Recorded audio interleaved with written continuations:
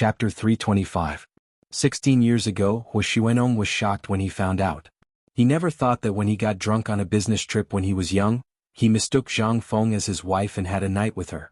She actually had a child. She had been his nurse for so many years, from a junior nurse to head nurse. She had never mentioned a word about it. That year you suddenly took a year off to go home and have a child. Then you secretly raised the child with your parents. You must have been under a lot of pressure, right? Grandfather Hua looked at Zhang Feng sympathetically and smoothed her hair. He used to have a head of black hair, but now there were silver strands. Zhang Feng held Grandfather Hua's arm and helped him to a chair. She took out the blood pressure monitor and stethoscope to check Wuxia's body. I had no choice. You and Mrs. Hua were deeply in love. How could I ruin your marriage and family? Besides, it was my fault. You didn't know anything, but I secretly gave birth to the child without your knowledge. Of course, I have to bear all the blame. If it wasn't for Big Brother's accident, would you have never said a word? Grandfather Hua pitied Zhang Feng even more. Yes. Zhang Feng skillfully wrapped the blood pressure monitor around Grandfather Hua's arm. She looked at the blood pressure monitor and said quietly, "You were too sad at the time. I was worried about your health. I know that a bad mood can affect your health. As your head nurse, my career has been your health for so many years. I will only be well if you are well." Actually, that was not the only reason. Grandfather Hua knew that if Zhang Feng had exposed the incident, not only would his family be destroyed, but everything he had in the military would also be destroyed. Forget about being promoted to general, he would probably be fired on the spot and be demobilized immediately. He knew how intolerant his wife was. His wife's family would never let him off the hook. Grandfather Hua had mixed feelings when he thought about this. However, as soon as he thought of his wife's behavior, Grandfather Hua suddenly exclaimed softly, but quickly fell silent. Zhang Feng glanced at Grandfather Hua. "Elder Hua, what's wrong?" "It's nothing. Back then you went home to give birth to a child. Fortunately, your family treated you well." Grandfather Hua sighed. "Your relatives? Don't think about them. You've helped them enough over the years."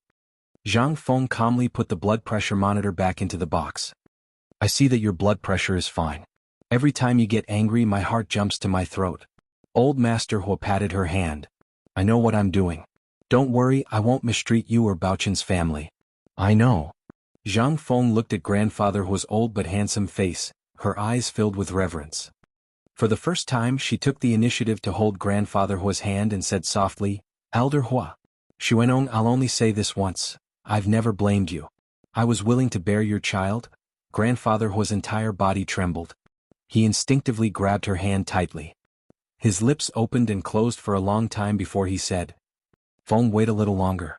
I'll think of a way to change the surname of the two children to Hua." Zhang Feng shook her head. "No need, Elder Hua. It's good enough that our family knows about this. If we change the surname publicly, it'll be a joke to others." "But..." Grandfather Hua always wanted his grandchildren to have the surname Hua. He had even tolerated Hua Jialan, who wasn't even his granddaughter.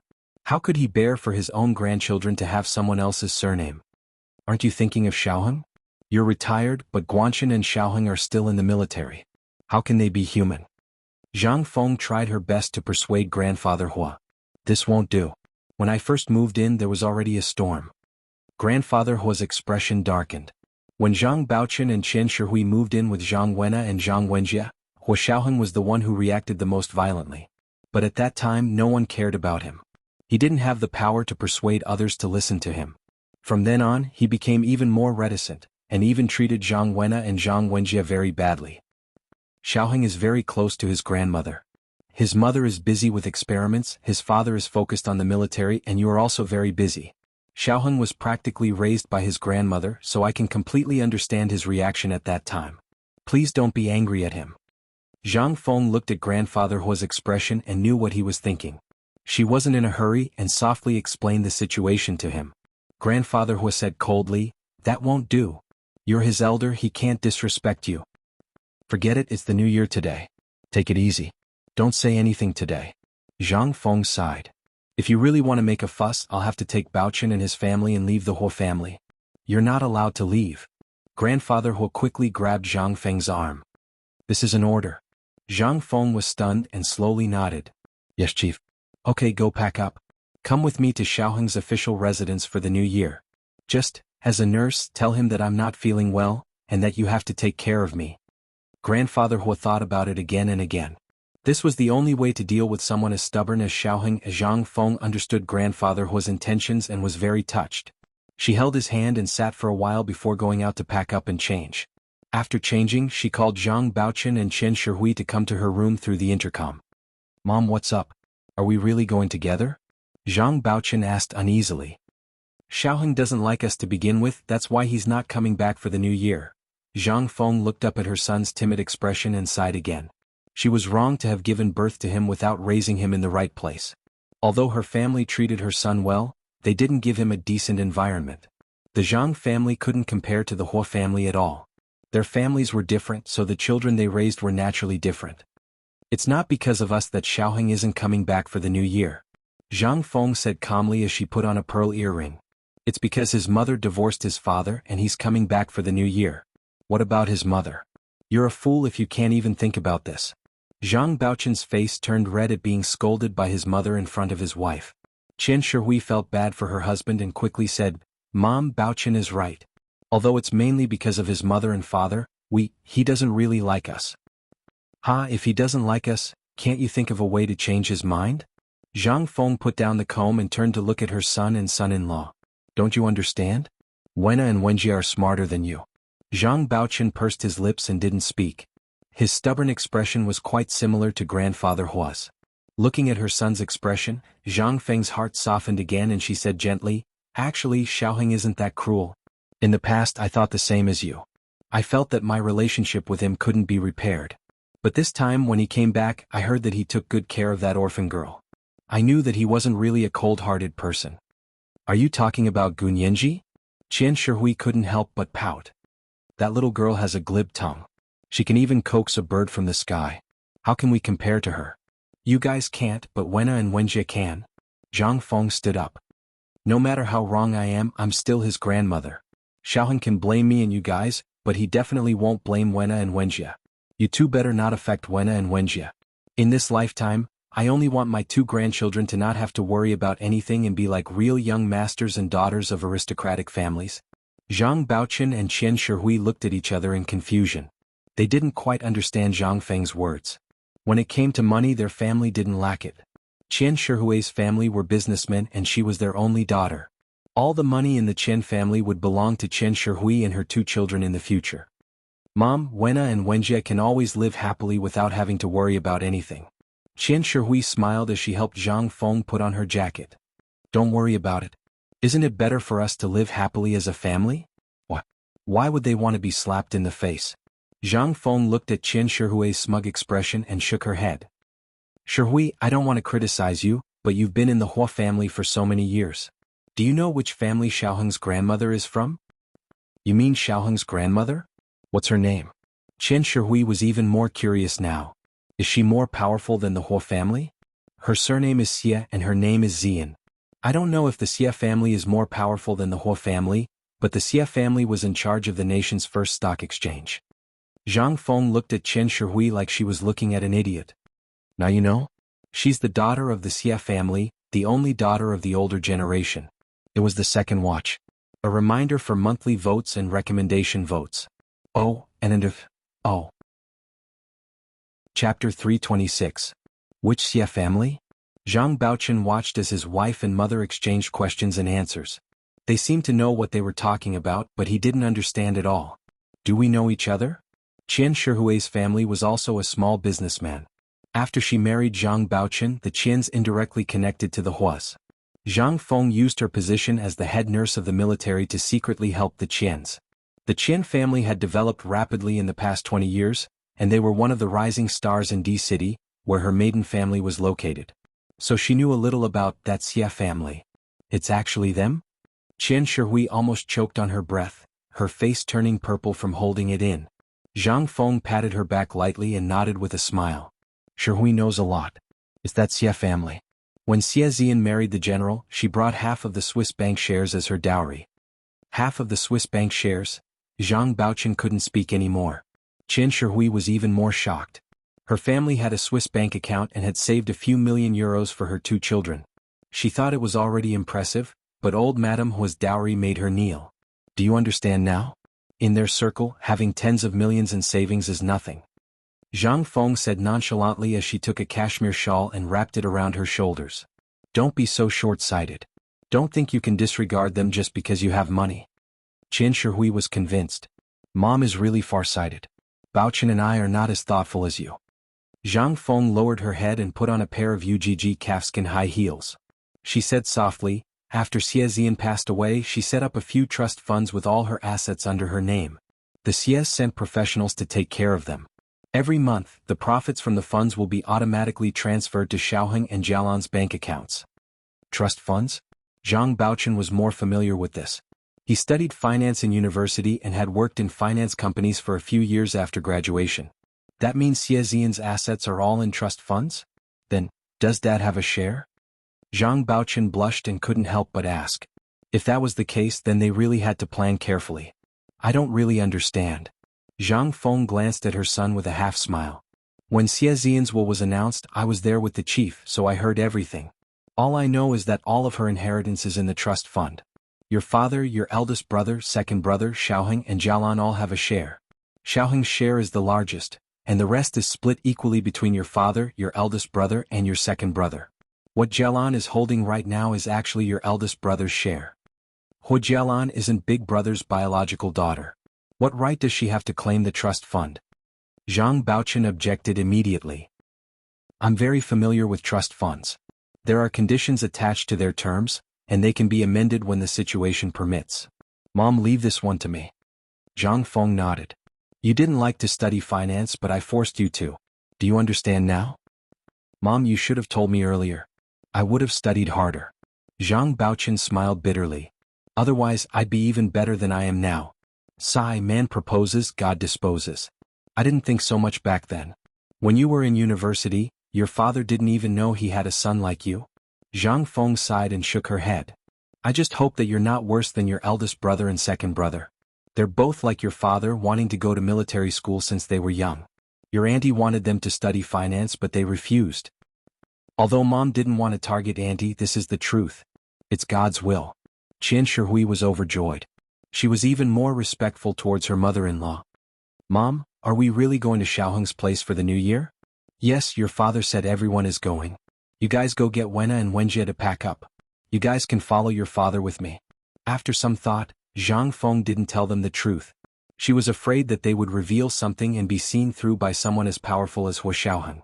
She only said, your father was very angry today and he's not feeling well. I tried to talk him out of it, but he didn't listen. I had no choice but to go with him with my medical kit. Dad's sick? Zhang Baochen was very nervous. Then should we not go? This son of his was indeed a fool. Zhang Feng didn't know whether to be angry or amused, but she also felt gratified. At least her son was filial. To a mother, a filial son would make her happier than a successful one. Moreover, with their family situation, they didn't need her son to be successful. As long as he was filial, that would be enough.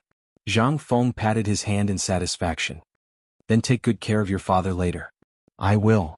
Zhang Baochen said as he watched Zhang Feng walk out of the room and go to grandfather Hu's room. Qian Shihui quickly said, hurry up and tell Wenna and Wenjie to get changed.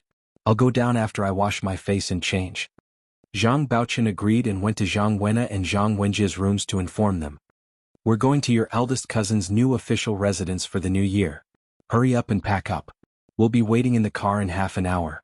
Zhang Wenna and Zhang Wenjie couldn't believe their ears at first, but Zhang Baochen didn't have time to explain. He said impatiently, your grandfather said so. Hurry up and pack up. We can't delay any longer. The Hua manor was bustling with activity again. Half an hour later, the 8 members of the Hua family were already seated in Hu Xuanong's large van that could seat 9 people.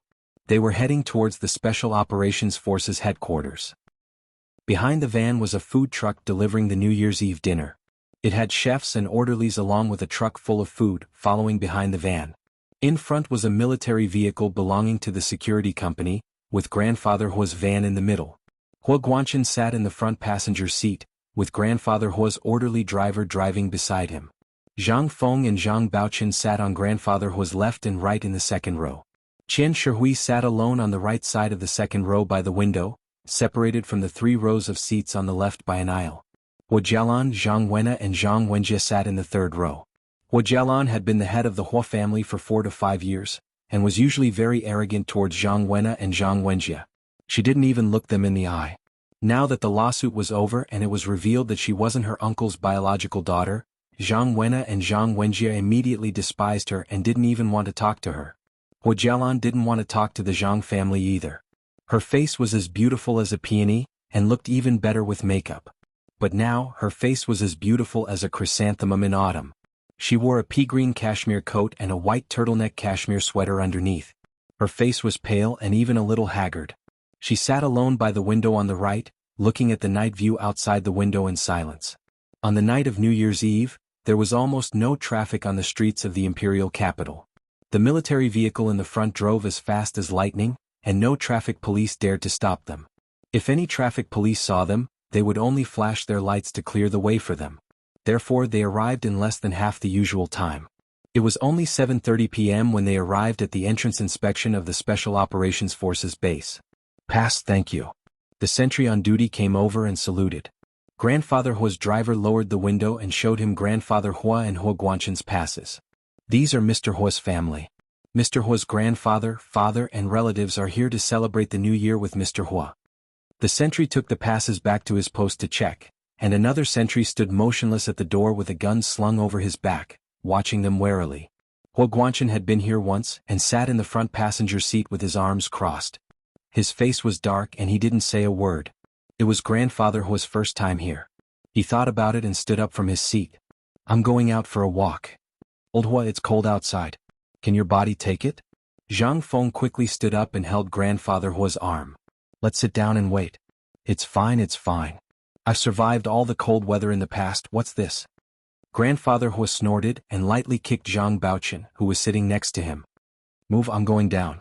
This was the first watch. A reminder for the monthly votes and recommendation votes. At 1 p.m. on the second watch. P.S. Thank you to Guanghan Palace Master for the Heshabi yesterday. Mwah. Oh, __. Oh. Chapter 327. He didn't feel it in the car, but once he got out, a gust of cold wind hit him in the face.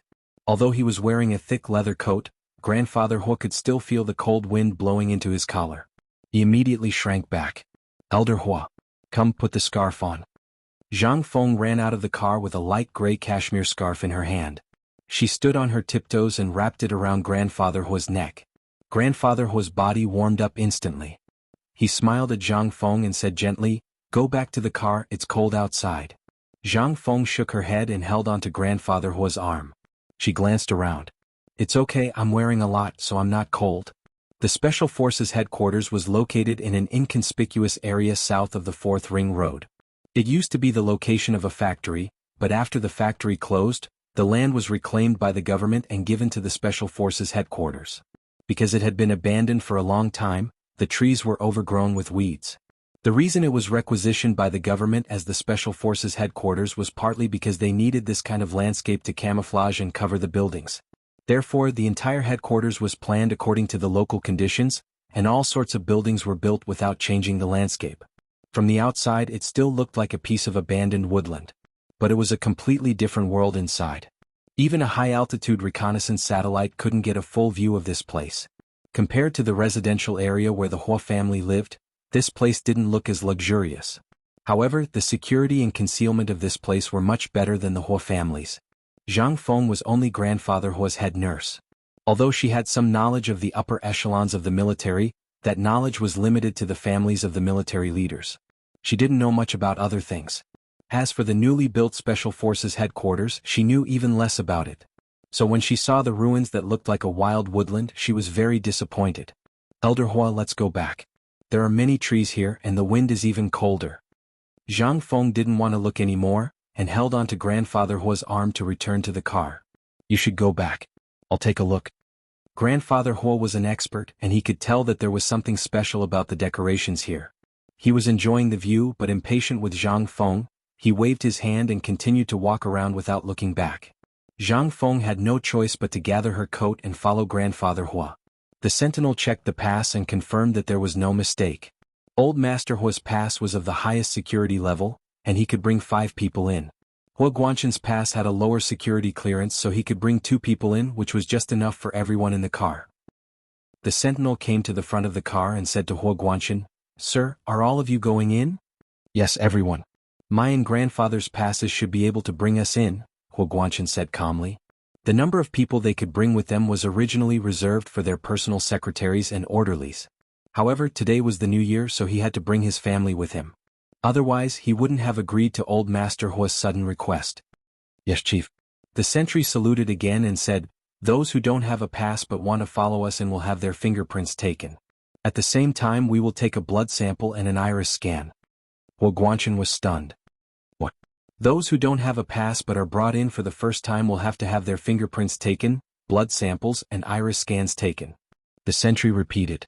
Zhang Wenjie, who was in the car, heard this and asked in surprise, "We have to take a blood sample?" "No way. Do they have to be so strict?" Zhang Wenna bit her lip and whispered, "Huo Xiao is our eldest cousin brother. Why don't you call him and ask if we need to take a blood test?" The sentry scratched his head. "This is the rule. Even if we call the chief, we can't break the rule. You can call him first. If my eldest cousin brother also wants us to have our fingerprints taken and blood samples taken, then I'll accept it." Zhang Wenna was very insistent. Huo Guanchen looked up and his expression darkened. "If you don't want to have your fingerprints taken, blood samples and iris scans taken, then don't go in." As he spoke, his gaze swept across the faces of the 5 people in the car. "If anyone doesn't want to, say it now. It's not too late to go back immediately." This was the first time Huo Guanchen had said such serious words in front of the Zhang family, and he had even refuted Zhang Wenna in front of her. Zhang Wenna's face immediately flushed red. She was too embarrassed to look up. Zhang Wenjie muttered a few times but did not dare to argue with Huo Guanchen, his second uncle. He could only lower his head and sit beside Zhang Wenna in silence. Huo Jialan stood up. "I'll go." She gathered her hood and got out of the car. She followed the sentry into the outpost and quickly took her fingerprints. The sentry took a small tube that looked like a stamp and poked Huo Jialan's finger. He sucked a few drops of blood and dripped it onto a piece of test paper.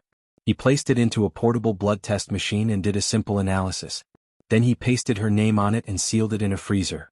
Finally, the iris scan was taken and a sample was saved with the fingerprint. It was sent to the central control system in the cloud. "Okay, wait a moment. We'll let you in after we ask the lieutenant colonel on duty." The sentry very politely sent Huo Jialan out. Huo Jialan had just come out of the outpost when she saw Zhang Wenna, Zhang Wenjie, Chen Shihui, and Zhang Baochen were all there. She smiled and sat in the car alone. Grandfather Huo walked around outside before returning to the car. He saw Zhang Wenna, Zhang Wenjie, Chen Shihui, and Zhang Baochen returning. He couldn't help asking, "Where did you go?" "We just went to take our fingerprints." Zhang Baochen hurriedly replied. "I heard that those who can enter with someone else's pass without a pass have to take fingerprints, blood samples and iris scans." Zhang Feng didn't mind. She helped Grandfather Huo up and asked, "It's all done. Let's go in? It's pretty cold outside." Grandfather Huo nodded. "It's about time. Let's get in the car." They returned to the car and waited for the sentry to let them in. Unexpectedly, the sentry refused to lift the bar. He pointed to Zhang Feng in the car. "She hasn't been tested yet. Does she have a pass?" Zhang Feng pointed to herself in shock. "I have to be tested too?" "You don't have to if you have a pass." The sentry replied politely and patiently. This was because those people had already taken their fingerprints, blood samples and iris scans when they applied for the pass. The people who were brought in with the special pass also had to go through the same procedure. It was actually a quick search process. After the sentry had taken Huo Jialan's and the others' fingerprints, blood samples and iris scans, the data was uploaded to the central system in the cloud. The internal personnel on duty began to verify their identities. Elder Hua. Zhang Feng looked at Grandfather Hua hesitantly, her expression uncertain. It wasn't that she was afraid of the ID check, but she didn't expect that she, the head nurse of the military's highest-ranking official, Hua Xuanong, would have to go through such security procedures before she could enter. Although Hua Xuanong had retired, he still held the rank of general. Grandfather Hua nodded. "Go and have your ID checked." Since Grandfather Hua had spoken, Zhang Feng had no choice but to follow the sentry to be checked. Because Zhang Feng was the last person to be checked, another sentry called Hua Xiaoheng's official residence to ask if they could let these people in. The person who answered the phone didn't dare to make the decision himself. He hurried to the dining room to look for Hua Xiaoheng, but only saw Yin Shixiang, Zhao Liangzi, and Gu Nianji chatting happily. "Where's Hua Xiao?" the person asked anxiously. The sentry at the gate called and said grandfather Hu brought his family here for the new year. What? Say that again. Who brought who here? Yin Shixiang jumped up. What's going on? Can't they let us celebrate the new year in peace? Zhao Liangzi narrowed his eyes and slowly stood up. He turned on his Bluetooth headset and said to the operator, "Put the sentry through." The operator quickly connected the call to the sentry at the gate. Zhao Liangzi listened for a while and nodded. Got it. Wait a little longer. I'll have to ask Wuxiao about this. The sentry at the gate took the order and refused to let them in. He only said that they were still checking their identities. Gunyinji was speechless in the dining room. Seriously, they couldn't even let people celebrate the new year in peace. Zhao Liangzi said, I can't get through to Wuxiao's phone. I don't know if it's off or if he doesn't have it with him. Then I'll go see Wuxiao and ask him what to do. Gunyinji stood up and went to the third floor to look for Wuxiaoheng. Grandfather Hu waited for a long time, but the sentry didn't let them in. They only said that they were still checking. His face darkened. He knew that Wuxiaoheng didn't want them to go in. When can we go in? I'm hungry. Zhang Wenjie grumbled. Because of the delicious New Year's dinner, he hadn't eaten anything since noon. It was almost 8 p.m. and he still hadn't eaten anything. He couldn't take it anymore. Zhang Feng glanced at him. I have some biscuits here. Take them and fill your stomach. I'm not eating. Zhang Wenjie saw that the biscuits were for old people like Grandfather Hua and immediately shook his head. He wouldn't eat them no matter what. Elder Hua, it's already past 8 p.m. Why don't we go back? Zhang Feng couldn't bear it anymore. You haven't eaten all night either. Grandfather Hua had been walking around outside for a long time, and his body was cold from the cold wind. Then he entered the very warm carriage. Under the alternating cold and heat, he quickly couldn't take it anymore. He rubbed his forehead and couldn't speak. Zhang Feng quickly felt Grandfather Hua's forehead with the back of her hand and was shocked. Elder Hua has a fever. We have to get treatment quickly. She then turned to the sentry and said sternly, the chief suddenly fell ill and you still won't let us in. Are you going to be responsible for all the consequences? Every military headquarters base had a complete set of hospitals and military doctors. The Special Operations Forces base must have one as well. This was Zhang Feng's line of work and she knew it very well. It was the second watch. A reminder for monthly votes and recommendation votes. Chapter 328. Grandfather Hu wasn't an ordinary senior official. Although he had retired, he used to be the second in command of the Supreme Military Council. His health wasn't something a sentinel could be responsible for. The sentinel was taken aback. The other sentinel immediately said, since the senior official is ill, we can let them in immediately. This was a special situation. It was fine even if they didn't have permission from the lieutenant colonel on duty. Moreover, they had already gone through all the necessary procedures. It would be against the rules to stop these people here. The two sentinels made a decision in an instant. They returned to the sentry post at the entrance. One called the official residence to inform them that they had let them in. The other went to press the button to raise the bar. Soon, the thick and heavy crossbar that blocked the entrance of the Special Operations Forces headquarters was raised. Grandfather Hua's driver immediately stepped on the gas and sped inside. Gu Nianji had just arrived at Song Jinning's door on the third floor when Zhao Liangzi received the call that the Huas had already entered. She didn't know what Wuxiaoheng was talking to Song Jinning inside. She couldn't just barge in. She only knocked on the door and asked through the intercom, Auntie Song, is Wuxiao inside? There's something I need to inform him about at the entrance of the headquarters. Wuxiaoheng was listening to Song Jinning talk about the mysterious text message data on Uncle Hua Guanyuan's private phone. Song Jinning even turned on the computer to show him the pictures when she got to the part where she got excited. Wuxiaoheng was also stunned. He began talking with Song Jinning and time passed without him noticing. It wasn't until he heard Gu Nianji's voice through the intercom that Wuxiaoheng remembered he hadn't brought his earphones or phone. They were preparing for New Year's Eve dinner and had just changed. Zhao Liangzi was by his side, so Wuxiaoheng didn't bring these things. Song Jinning looked up from the computer and said to Wuxiaoheng, is that Nianji's voice? Is there something? There should be. Wuxiaoheng walked to the door and opened it to let Gu Nianji in. He asked her, what's wrong? What happened at the entrance? Gu Nianji saw Song Jinning look up at her and panicked. However, she still had to say what needed to be said. If she hid it now, it would be truly embarrassing if Song Jinning was caught off guard.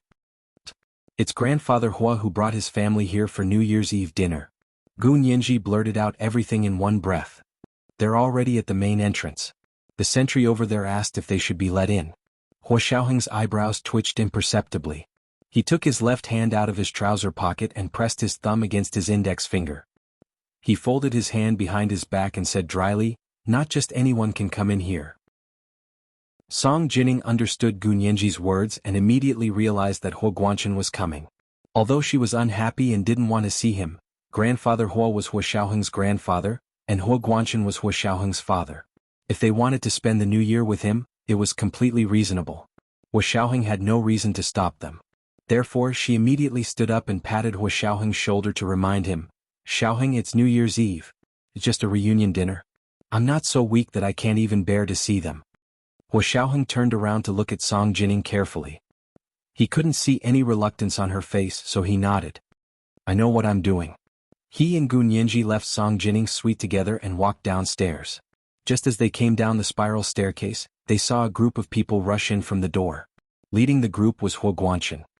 He carried Grandfather Hua on his back as he strode into the living room and placed him on the sofa.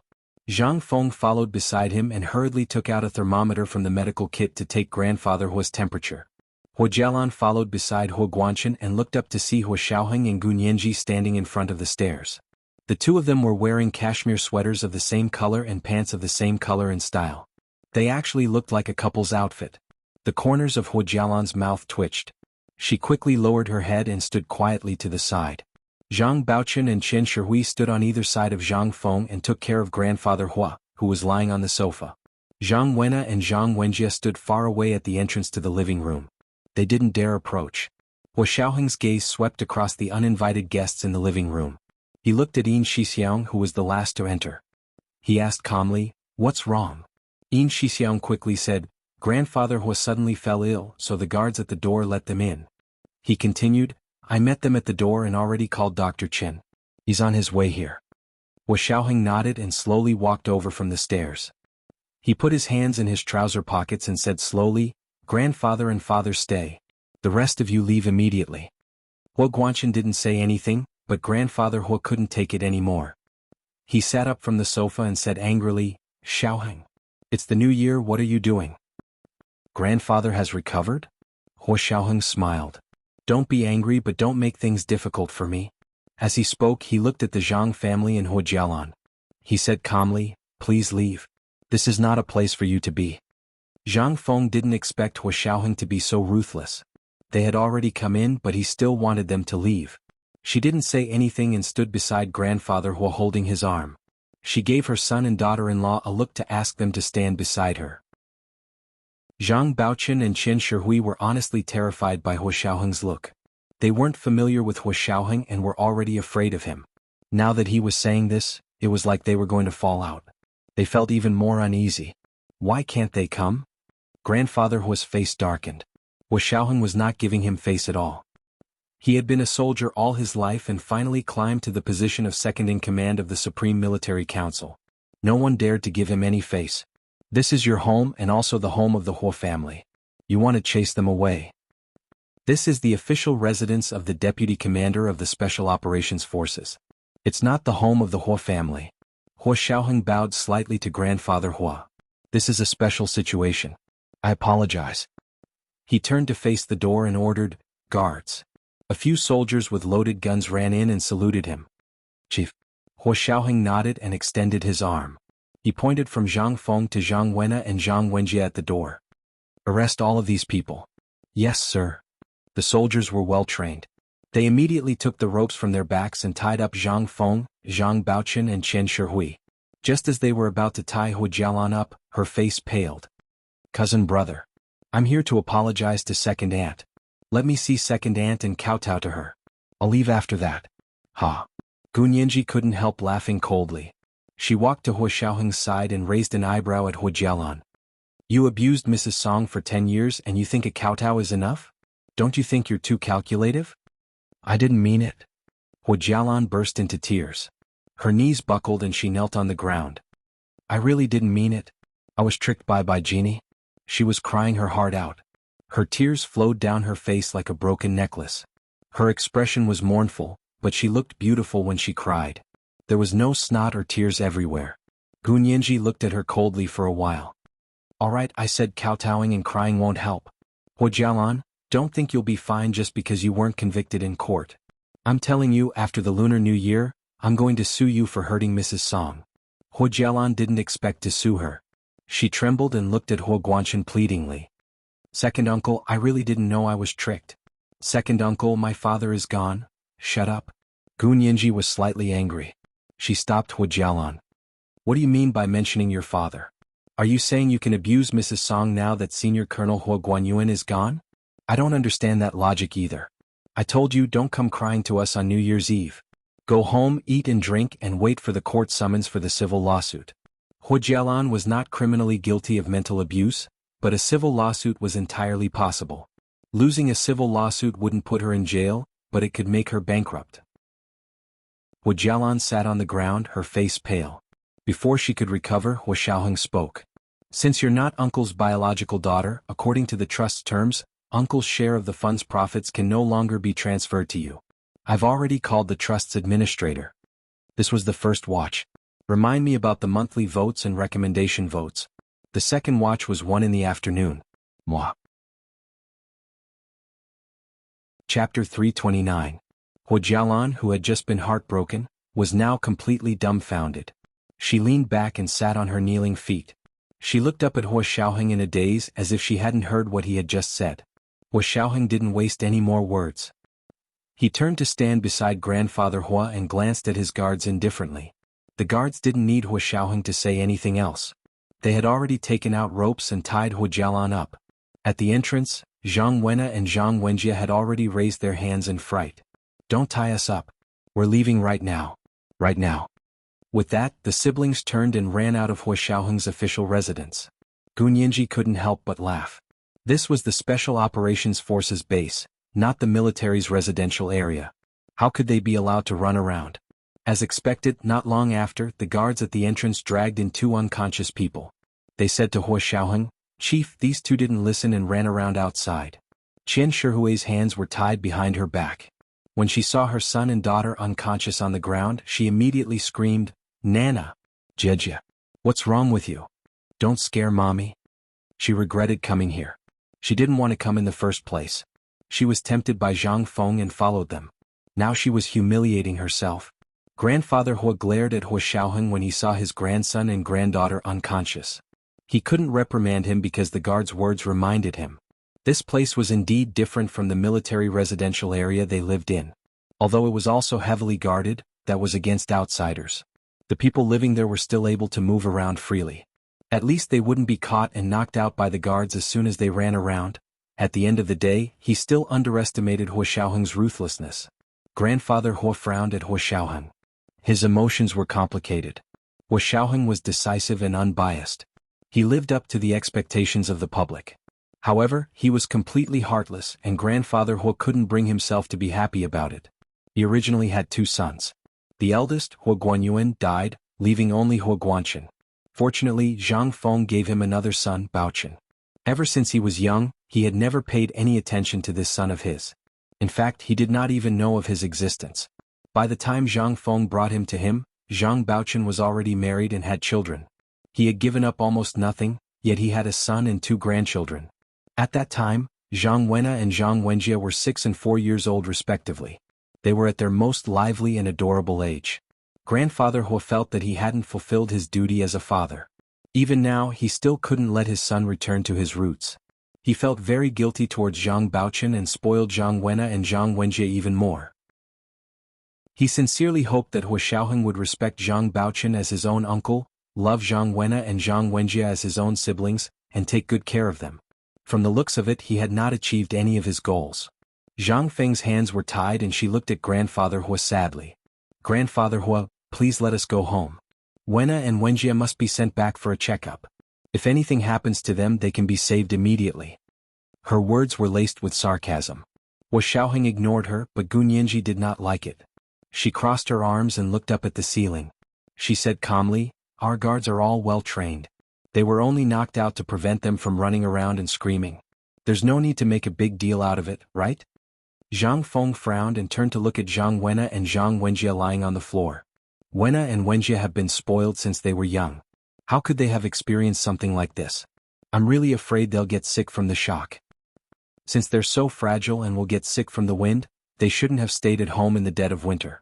It's the new year, but they had to go to someone else's house to get beaten up. Who can they blame? Gu Nianji said unhappily. Zhang Feng was very unhappy that Hua Xiaoheng didn't say a word and allowed Gu Nianji to bicker with her. But she had always had a good temper and never argued with others. But she wasn't a pushover. She couldn't pretend she didn't hear people scolding her. After fuming for a long time, she finally replied. This family's surname is Hua. May I ask what Miss Gu's surname is?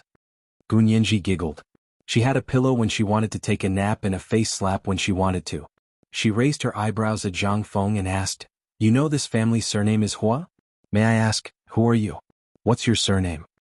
It was Gu Nianji's first time meeting Zhang Feng. She didn't know her status before, but Hua Xiaoheng had introduced her to all the Huas. If he hadn't mentioned her, then she wasn't a Hua. That was why she dared to say it. But her words really stabbed Zhang Feng in the heart. If Zhang Feng had any regrets in life, it would be that she couldn't stand by grandfather Hua's side openly and take his surname. Why do you care what my surname is? It's still more legitimate than yours. Zhang Feng finally couldn't take it anymore and replied coldly. Gu Nianji didn't know where this attractive middle-aged woman came from, but seeing that she was close to grandfather Hua and had a medical kit, Gu Nianji guessed that she might be a doctor too. She wisely kept her mouth shut and didn't say anything else. Hua Xiaoheng looked over and sat down on the sofa. He said calmly, Your surname is Zhang and your name is Feng. You're my nurse. May I ask what you mean by legitimate? Well, don't say any more. What's the point of winning an argument with a little girl like that?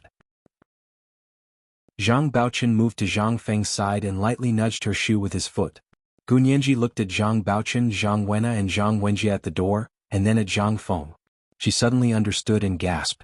She had heard Zhang Wenna and Zhang Wenjie call Hua Xiaoheng cousin brother, and occasionally Zhang Baochen call grandfather Hua dad. Although Hua Xiaoheng only told her to call Zhang Baochen and his wife Qian Shihui Uncle Zhang and Auntie Zhang, Gu Nianji was very clear about the relationship between the Zhangs and grandfather Hua. Now that Zhang Feng had appeared and she was Zhang Baochen's mother, everything made sense. Zhang Feng, this old nurse, was actually grandfather Hua's mistress. How dare she say she's legitimate? Haha, Zhang Feng's third wife. Do you really want to argue with a lawyer about legitimate? Yes. May I ask what you mean when you say you're more legitimate than me? Gu Nianji stood behind the sofa where Hua Xiaoheng was sitting. She acted like a fox exploiting the tiger's might. May I ask how old you are? You still want to compete with me? I'm a pure and innocent girl, I don't dare to compete with you in legitimate. Wasn't she mocking her for not being pure and innocent? Zhang Feng was so angry that the flesh on her face began to tremble. The corners of her lips twitched, and she used all her strength to stop herself from arguing with Gu Nianji. Zhang Baochen was right. What was there to argue with a little orphan girl like Gu Nianji? Head nurse Zhang is already over 60 this year. Gu Nianji, how old are you? How can you speak to her like that? Grandfather Hua was displeased and couldn't help but support Zhang Feng when he saw her aggrieved expression. Gu Nianji pouted and said to Zhang Feng unwillingly, I'm sorry, I shouldn't have spoken to you. But you're already so old, why are you still a nurse? The retirement age for women in our country is 60. Before she could finish, Hua Xiaoheng's eyes flashed and he said with a smile, Yes, Nianji is right. Head nurse Zhang is already 64 years old. Based on her age, she should indeed retire. As he spoke, he turned to Zhao Liangzi, who was standing nearby and watching the drama unfold. Remember to go to the military after the new year and ask them to send another head nurse to grandfather. As for head nurse Zhang, you should retire and go home to enjoy the rest of your life. It was the second watch. Begging for monthly votes and recommendation votes. Chapter 330. What did you say? Retire. Retire? Zhang Baochen and Qian Shihui cried out in unison. Zhang Feng, who had been silent all this while, suddenly looked up, her face full of fear and disbelief. She instinctively grabbed grandfather Hua's arm and held on to him tightly. She looked at him pleadingly, her charming eyes suddenly filled with tears. Zhang Feng shook her head vehemently and sobbed but did not speak. But her agitated expression and actions made it clear what she meant. She did not want to retire, or rather she did not want to leave grandfather Hua. Grandfather Hua was also stunned by Hua Xiaoheng's words. He heard Hua Xiaoheng's words but for a moment he did not understand what he was saying.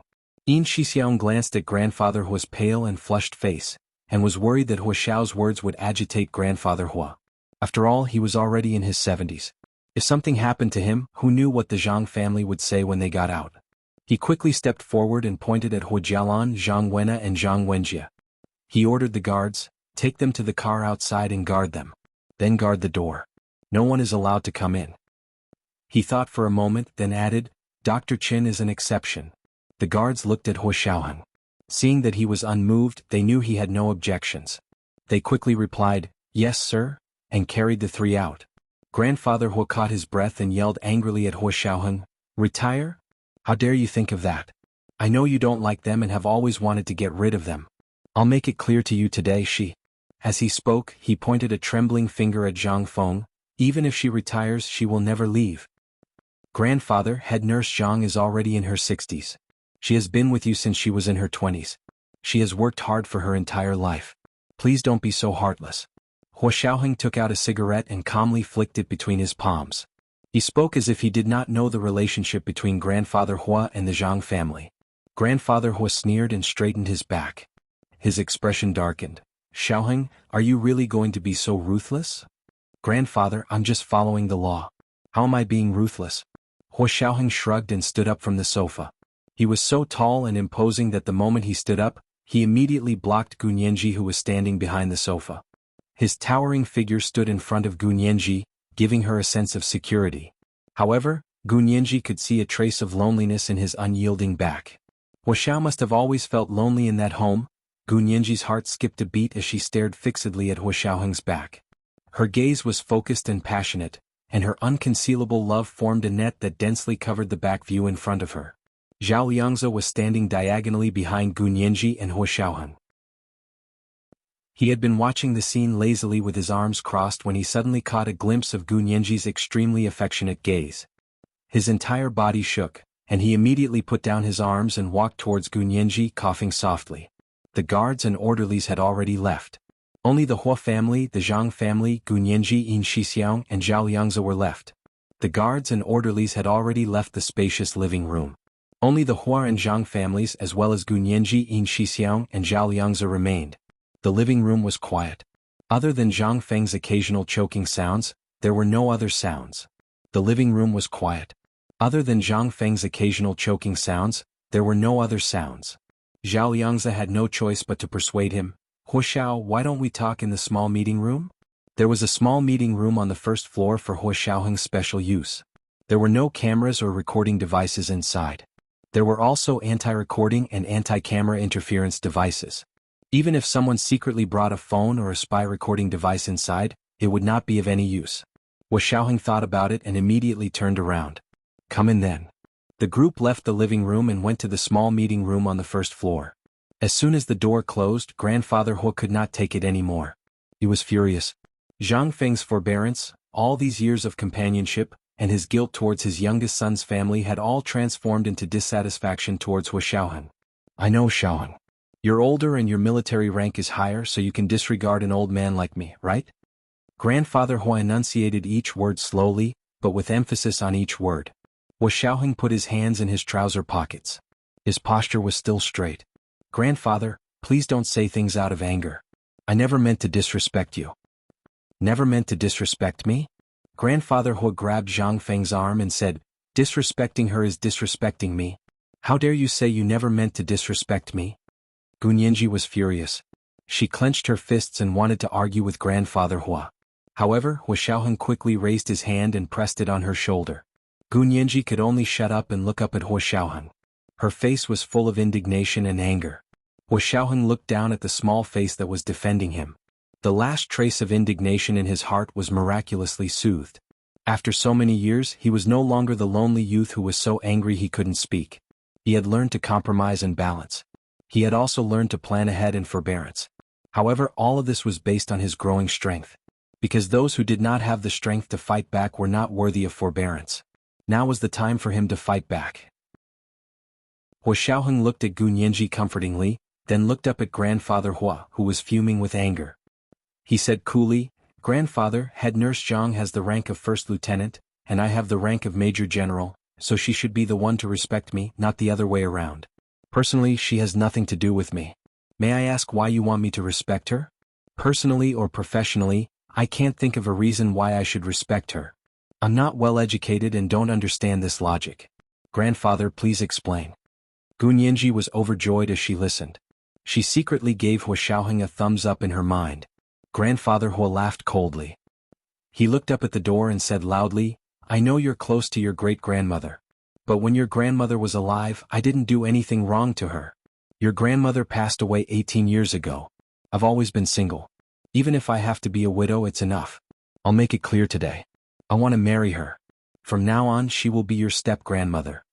As he spoke, Grandfather Hua looked at Hua Xiaoheng with a dark gaze. Is this reason enough? Shouldn't you respect her? Elder Hua. Zhang Feng was surprised and overjoyed. She almost hugged Grandfather Hua's arm. She never thought that being humiliated by Hua Xiaoheng today would have such an unexpected effect. She thought she would never see this day in her life. Gunyinji's heart sank. Oh no. Had old Master Hua been forced into a corner so he spoke without thinking? He was really going to marry Zhang Feng? This was going to be troublesome. Hua Xiaoheng folded his hands behind his back and raised his chin slightly. He squinted his eyes and asked, Grandfather, are you really going to marry head nurse Zhang? Grandfather Hua regretted his words as soon as he said them. But seeing Hua Xiaoheng's unrelenting attitude, Zhang Feng's tearful smile, and Zhang Baochun's ecstatic expression, Grandfather Hua couldn't take back his words. He forced himself to say, yes, so what? Can't I? Which law says you can't remarry after you've lost your spouse? Your grandmother passed away 18 years ago. You have to think this through. Hua Guanchen hadn't said a word since he came in. He couldn't help but laugh bitterly when he saw his own father and son at odds with each other. Both grandfather and grandson had the same stubborn temperament. Hua Guanchen had no choice but to smooth things over. He said sternly to Hua Xiaoheng, Xiaoheng, don't go overboard. Your grandfather is getting on in years. You need to know your limits. He then advised Grandfather Hua, Dad, don't say things out of anger. It's the new year, why make a fuss? Gunyinji understood what he meant. Hua Guanchen obviously didn't want Zhang Feng to be his stepmother. Grandfather Hua saw that both his son and grandson objected and couldn't back down. He said stiffly, I'm not saying things out of anger. I'm going to marry her. I've wronged her all my life. Now that I'm old, what's wrong with giving her a status? This was the first watch.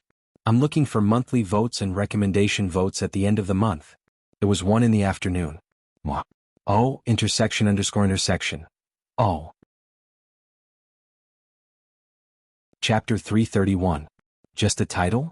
Hua Xiaoheng retorted. He pointed at Zhang Baochun and asked Grandfather Hua, what about him? Everyone thinks he's head nurse Zhang's illegitimate child. What will happen to him if you marry head nurse Zhang? Zhang Baochun's identity was only known to the Hua family, but everyone said he was Zhang Feng's son with someone else and was staying with the Hua family as a housekeeper. Grandfather Hua had never acknowledged Zhang Baochun's identity. This was something he felt particularly guilty about. He was his biological son, but lived like a servant in the Hua family and was constantly bullied by Hua Xiaoheng and Hua Jialan. Of course Baochun will change his surname. Grandfather Hua went all out, just like Jialan. She's not related to us by blood, but still has the Hua surname. Baochun changing his surname is the same. Who would dare to make irresponsible remarks? Hua Jialan's surname is Hua. Eldest uncle acknowledged her identity and treats her as his biological daughter. Hua Xiaoheng raised his hand, gesturing for everyone to sit down, his attitude relaxed. Although it's proven that she's not, from the perspective of marriage laws, she's still eldest uncle's legal heir. Yes, it's the same for Baochun and Jialan. Grandfather Hua sat down with Zhang Feng's help. I married her, so her son is naturally my son. This situation was not uncommon. Remarried men and women had their own children, and some changed their surnames after marriage. But Zhang Baochun's situation was different. So you're treating everyone like fools? Hua Xiaoheng said slowly, his tone calm to avoid agitating Grandfather Hua. Marry head nurse Zhang, then say your biological son is someone else's son? But change his surname to become your legal heir? This was indeed a hurdle that could not be crossed. Grandfather Hua was stunned by the question, his fingers trembling uncontrollably. He looked at Zhang Feng and saw that she had lowered her head and was silently leaning against him. He then looked at her white hair and sighed, turning back to Hua Xiaoheng. Yes, as long as you and I don't talk about this, no one will think too much about it. You can't say that. Hua Xiaoheng reached out and knocked on the conference table. Grandfather, don't be so serious. There are many things you can do but you can't say. There are other things you can say but not do. For example, if you don't marry and don't acknowledge your illegitimate son, no one will know. But when you got married he changed his surname. So what? Can't I say that he's not my biological son? Grandfather Hui yelled and glared at Hui Xiaoheng. Of course not. If he really isn't your biological son, then there's no problem at all with you marrying head nurse Zhang. Zhang Feng's heart sank when she heard this. She couldn't help but grip Grandfather Hua's arm tightly. Their biological son had actually become an obstacle to their marriage. How could there be such a logic in this world? Zhang Feng gritted her teeth in anger. Old Master Hua patted her hand and told her not to be afraid. Hua Xiaoheng continued. But it just so happens that he's your biological son. The DNA test has already been done and we just took a fresh blood sample so we can do it again at any time. You can't hide this even if you want to. Grandfather Hua's gloomy face turned pale. Under these circumstances you still insisted on getting married. That's announcing to the world that you let down grandmother 40 years ago. Also, Zhang Feng and you were both active duty soldiers at that time. She broke up a military marriage and had a child out of wedlock. That's a political issue. You had an affair and raised an illegitimate child. That's an even more serious mistake. Zhang Baochen, Zhang Wenna, and Zhang Wenjia are the ironclad evidence of your affair and her breaking up a military marriage. Wu Xiaoheng crossed his legs and crossed his arms in front of his chest. He glanced at them silently. Zhang Feng, Zhang Baochen, and Qin Shihui were petrified. They couldn't say a word. It was as if they had been forced to the top of a cliff. They could either jump to their deaths or wait to be bitten to death by a beast charging up from behind. They would die if they advanced or retreated. There was no way out for them. Zhang Feng couldn't hold it in any longer. She sobbed and buried her head on Grandfather Hua's shoulder. Elder Hua, it's all my fault. It's all my fault. I secretly gave birth to the child and you didn't even know. I never had any intention of breaking up your marriage with Mrs. Xie. At the time, Hua Xuanong really didn't know that Zhang Feng had a child that time. After that, Zhang Feng took a year off. When she came back, she was no different from before. Although she took care of him more diligently than before, Hua Xuanong's wife, Xie Zian, was still alive at that time. They were very close and Hua Xuanong didn't care about Zhang Feng at that time. His feelings for her only deepened after Xie Zian's death and the 18 years they spent together. Although you didn't tell me, I'm still thankful that you gave birth to Baochen. Grandfather Hua held Zhang Feng's hand emotionally. Don't cry. Since it's already come to this, I owe you and your son an explanation. Hua Xiaoheng's expression became even more distant. He straightened his back and looked at the crying Zhang Feng. Head nurse Zhang, do you dare swear that you never had any intention of breaking up my grandfather and grandmother's marriage? Zhang Feng wiped her tears and said seriously, I didn't. I can swear on my military rank. Hua Xiaoheng smiled. Why don't you swear on your son and grandson's health? I'll believe you more. What do you mean? Zhang Feng's expression changed instantly. Xiaoheng, I know you're close to Mrs. Xie. I don't blame you. It's fine if you don't treat me as your step-grandmother, but don't drag my son and grandson down with you. I don't mean anything. Hua Xiaoheng looked towards the window. The night sky was so dark. It was just like the last year of his grandmother's illness. Every day after school he would stay by his grandmother's bedside to do homework, read to her, and talk to her. But his grandmother always wanted to see his grandfather, but she couldn't. At that time, I remember that every time Sister Chang came to see grandfather and asked him to visit grandmother, you wouldn't let her. Hua Xiaoheng raised his head. Right? Head nurse Zhang? Do you still remember Sister Chang? Sister Chang was an old servant that Xie Zian had brought from the Xie family. She had been with her for her entire life, but Zhang Feng was still ahead of Sister Chang. At that time your grandmother was seriously ill. I was worried about the chief's health. Of course I couldn't let him visit often. Zhang Feng said nonchalantly. This is my responsibility. What did I do wrong? What? Zian asked Sister Chang to visit me? Grandfather Hua was shocked. When did this happen? How come I didn't know about this? Hua Xiaoheng spread his hands. The chief was so busy that he probably didn't remember these small things. But I remember. I can still remember the expression on grandmother's face. Grandfather Hua's expression was so agitated that Zhang Feng panicked. No way. After 18 years he still remembered Xie Zian? Zhang Feng's eyes drifted to the corner of the wall. Her heart was pounding. Grandfather Hua turned to stare at Zhang Feng for a while before looking away. He calmed down and said coldly, during the last year of your grandmother's illness I wanted to see her, but she wouldn't. So you can't blame Zhang Feng for this. Zhang Feng sighed softly. She was finally relieved. Gu Nianji couldn't stand it anymore and said, "Old General Hua, you can't say things like that. You have to think about the cause and effect between the two. Was it head nurse Zhang who hid the news first and didn't let you see Mrs. Xie, or was it Mrs. Xie who didn't want to see you first?" As soon as she said that, everyone understood. Xie Zian had clearly asked Sister Chang to see Hua Xuanong, but because of Zhang Feng's obstruction, Hua Xuanong didn't go see Xie Zian. Xie Zian was furious and refused to see Hua Xuanong. This was the normal cause and effect relationship. But Grandfather Hua said that Xie Zian didn't want to see him in the first place, so Zhang Feng wasn't wrong to stop him. She was completely distorting the truth. Gu Nianji was disgusted but didn't say anything else. Hua Xiaoheng's expression gradually turned cold. His tone became more businesslike. "Fine, if you insist on having your way, then your name will have to be removed from the trust fund.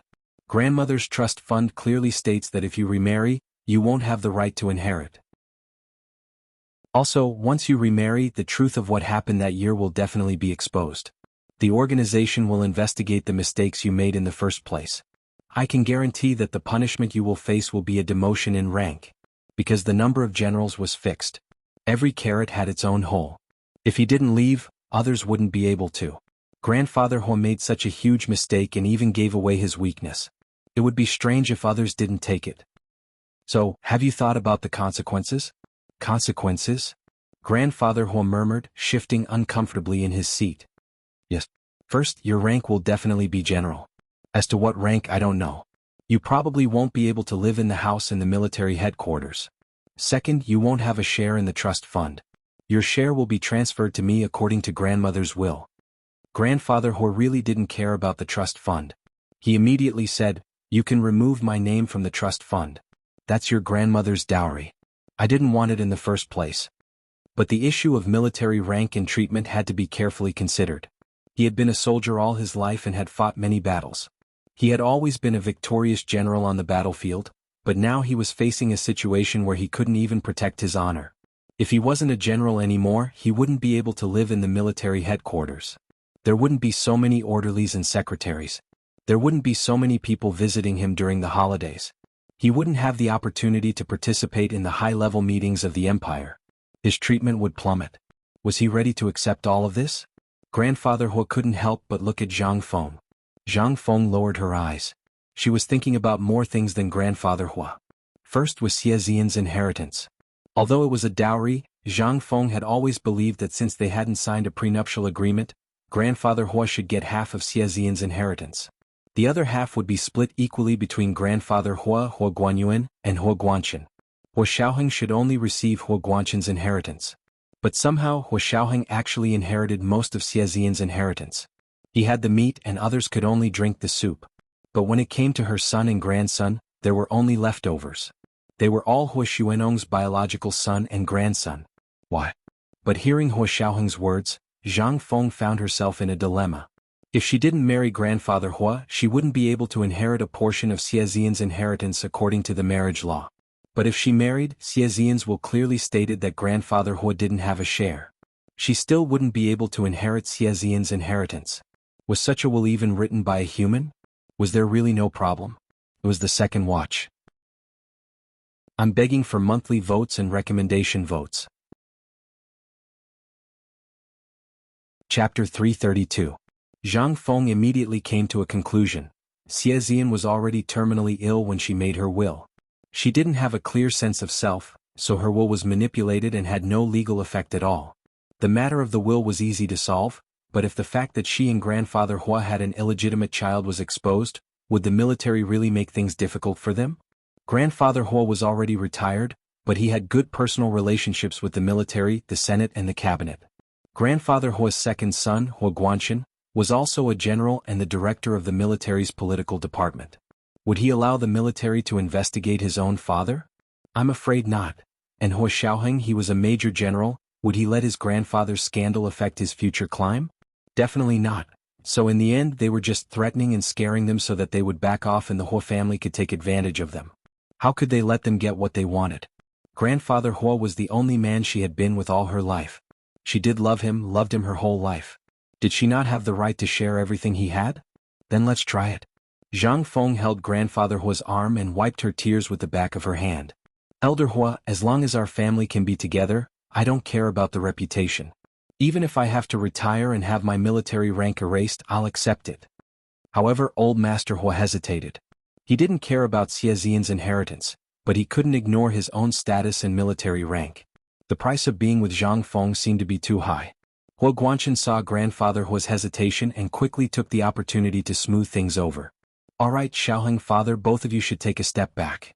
Father won't remarry and Xiaoheng shouldn't make a big deal out of this. As his grandson, I have no right to interfere with grandfather's decision. Hua Xiaoheng smiled. But head nurse Zhang's retirement is certain, and that will never change. If Zhang Feng retired and didn't marry grandfather Hua, she would have no reason to stay with the Hua family anymore. Xiaoheng, you have to understand your grandfather. Your grandfather is getting old and you and I are not home most of the time. He doesn't even have someone to talk to. Fortunately, the Zhangs are with him. Hua Guanchen sighed and tried to persuade Hua Xiaoheng. However, Hua Xiaoheng refused to let the Zhang family stay in the Hua residence anymore. He didn't give in at all. Father, if grandfather wants to find someone to accompany him or even remarry, I have no problem with that. I've already said that he can find someone else. It's just that she can't. Xiaoheng, you're obviously targeting my mother with your words. Zhang Baochen couldn't take it anymore and spoke up for Zhang Feng. Yes, I'm targeting your mother. Hua Xiaoheng replied crisply, you'll be punished for stealing things, not to mention coveting someone else's husband? She has to pay for what she did. What did she do? She was just a weak woman. Zhang Baochen blurted out. Hua Xiaoheng's expression darkened. Shut up. Are you saying that your mother was forced? Is that what you mean? If she didn't admit that she had taken the initiative to seduce him, would that mean she was forced by Old Master Hua more than 40 years ago? Old Master Hua's expression changed as well. This was no ordinary accusation. He suddenly turned to look at Zhang Feng and asked coldly, you're telling your son that I forced you back then? My son had suddenly turned into your son. Old Master Hua's mood had clearly changed. No, I didn't. Zhang Feng was miserable and embarrassed.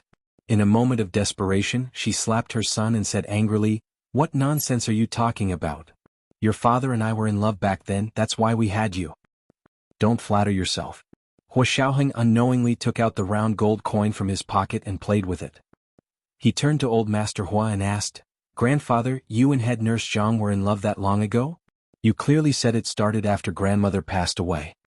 Old Master Hua glared at Hua Xiaoheng, feeling that he had lost all face. Fine. Xiaoheng, you're all grown up now.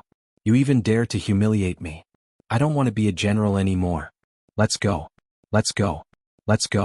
We don't want to spend the new year here anymore. Old Master Hua was embarrassed and had no choice but to leave.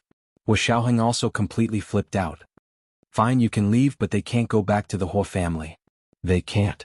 Where do you expect them to stay on New Year's Eve? Xiaoheng, don't be so cruel. Are you trying to kill them all? Old Master Hua was so angry that his blood pressure was about to explode. Kill them all? Of course not. Hua Xiaoheng looked at Zhang Feng and Zhang Baochen without batting an eyelid. He said calmly, Rooms 214, 216 and 218 of Chunwei Building B in 3rd Ring Chaoyang. 3 duplex suites. Each is 200 square meters. They are all under Madame Zhang Feng's name. 4 apartments with 4 bedrooms and 2 living rooms in Baolong Court in 4th Ring Jichuan District. Each apartment is 150 square meters. They are all under Zhang Baochen's name. Grandfather, I won't say anything else. I'm only talking about these 7 properties in the imperial capital. The Zhang family's faces were instantly filled with fear. They didn't expect Hua Xiaoheng to list all the properties under their names so clearly. Not bad. Now we don't have to worry about them sleeping on the streets. Gu Nianji laughed softly. But based on the current property prices in the imperial capital, you're all billionaires. I'm really impressed. The returns from being a nurse are so great. I don't know if I can afford a property like this even if I've been a lawyer my entire life. Hua Xiaoheng nodded approvingly. He reached out to pat Gu Nianji's head. You're still far from that. How can you compare to them? Being a nurse is so profitable? Hua Xiao, can I be your nurse? Gu Nianji turned around and smiled at Hua Xiaoheng. How much can I earn a month? Zhao Liangzi laughed. A nurse earns a few thousand a month. But the head nurse probably earns tens of thousands. But even if she earns over 10,000 a month, those 7 properties are all worth over 10 million. Think about it, how many lifetimes would the head nurse have to be a nurse to earn that much? Don't slander me. Zhang Baochen panicked. Property prices weren't this expensive in the past. Why can't we afford it? Qian Shihui also quickly said, my family is rich. Those houses were bought by my family. Your family paid for the properties under your mother-in-law and husband's names? Ah, is your family laundering money? Gu Nianji mocked Qian Shihui. She purposely didn't look her in the eye. You're the one laundering money. Your whole family is laundering money. Qian Shihui was so angry she wanted to jump up and fight Gu Nianji. She had always looked down on Gu Nianji. She didn't expect to be insulted by this little orphan girl. She could tolerate Hua Xiaoheng and Zhao Liangzi. Why should she tolerate Gu Nianji? I was just saying. Why are you so agitated? Did I hit a sore spot? Oh my. Did I accidentally say the truth again? Gu Nianji covered her mouth and laughed. The Bulgari watch on her wrist drew a bright arc under the light. It was so bright that it almost blinded Qian Shihui. I said I bought those properties in the past. Zhang Baochen glared at Qian Shihui to shut her up. The property prices were only 1,000 per square meter. Who told you not to buy them earlier? Hua Xiaoheng looked up slowly and nodded at Zhang Baochen. Bought them in the past? How many years ago was it that the price of a square meter was 1 or 2,000? About 20 years ago. Zhao Liangzi thought about it. Or even earlier. That's weird. The Chunwei building in Chaoyang was built 3 years ago. Baolong Court in Jichuan Precinct was only completed last year. Tell me, where did you buy the properties in the past? They weren't demolished. Zhang Baochen's face turned purple from Hua Xiaoheng's words. He stammered and couldn't say anything else. It was so embarrassing to be caught lying in public. Don't talk to him. Think about what he does for a living. Grandfather Hua stood up. Let's go. He won't let you go back to the Hua family. I'll go with you. Zhang Feng was overjoyed when she heard that. As long as Grandfather Hua went with them, they wouldn't have to worry about not being able to return to the Hua family. All right then, Elder Hua can stay at my place. Zhang Feng quickly supported Grandfather Hua. Let's bring the New Year's Eve dinner to Chaoyang. Grandfather Hua snorted and left Hua Xiaoheng's official residence with Zhang Feng. Zhang Baochen and Qian Shihui quickly followed. Hua Xiao, are you letting them go just like that? Gu Nianji was still angry even after the Zhangs left. That's too easy on them. Of course it's not that simple. Hua Xiaoheng smiled. My goal is to let Zhang Feng spend the rest of her life in prison. This was the first night. I'm looking for monthly votes and recommendation votes at the end of the month. 1 p.m. on the second night. Mwah.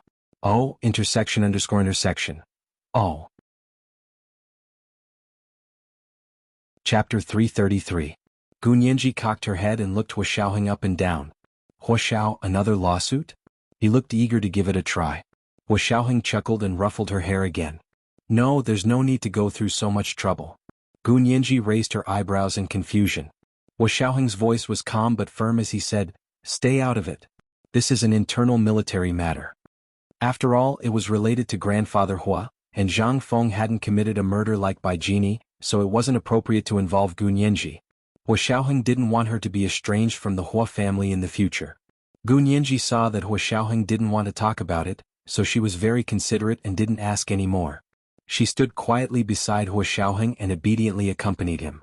The two of them stood in front of the floor-to-ceiling window in Hua Xiaoheng's suite on the second floor. They watched the car disappear into the distance in silence. Not long after, Zhao Liangzi knocked on the door and spoke into the intercom. Hua Xiao? Nianji? Time to eat.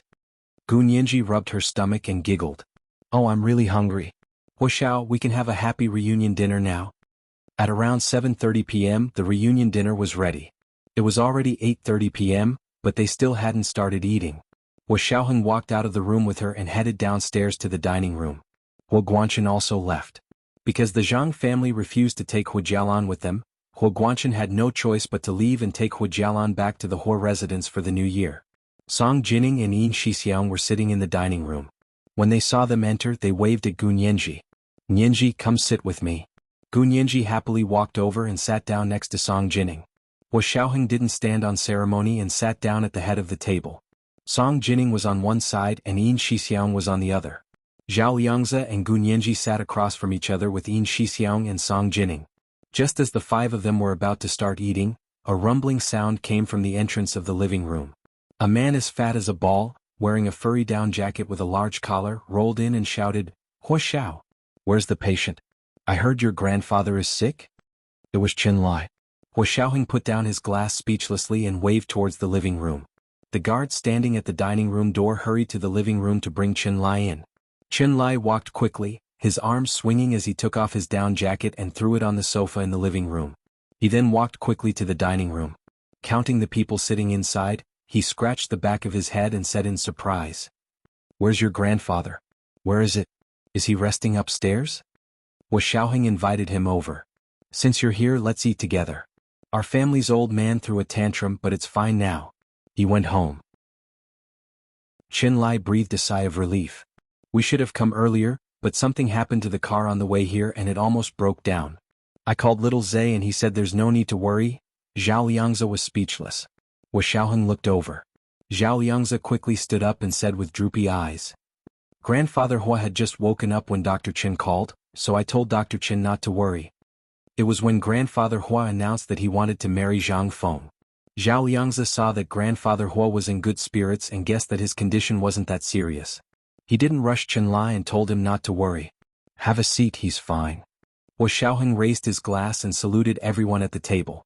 "Everyone must be tired tonight. Have a good meal and drink whatever you want."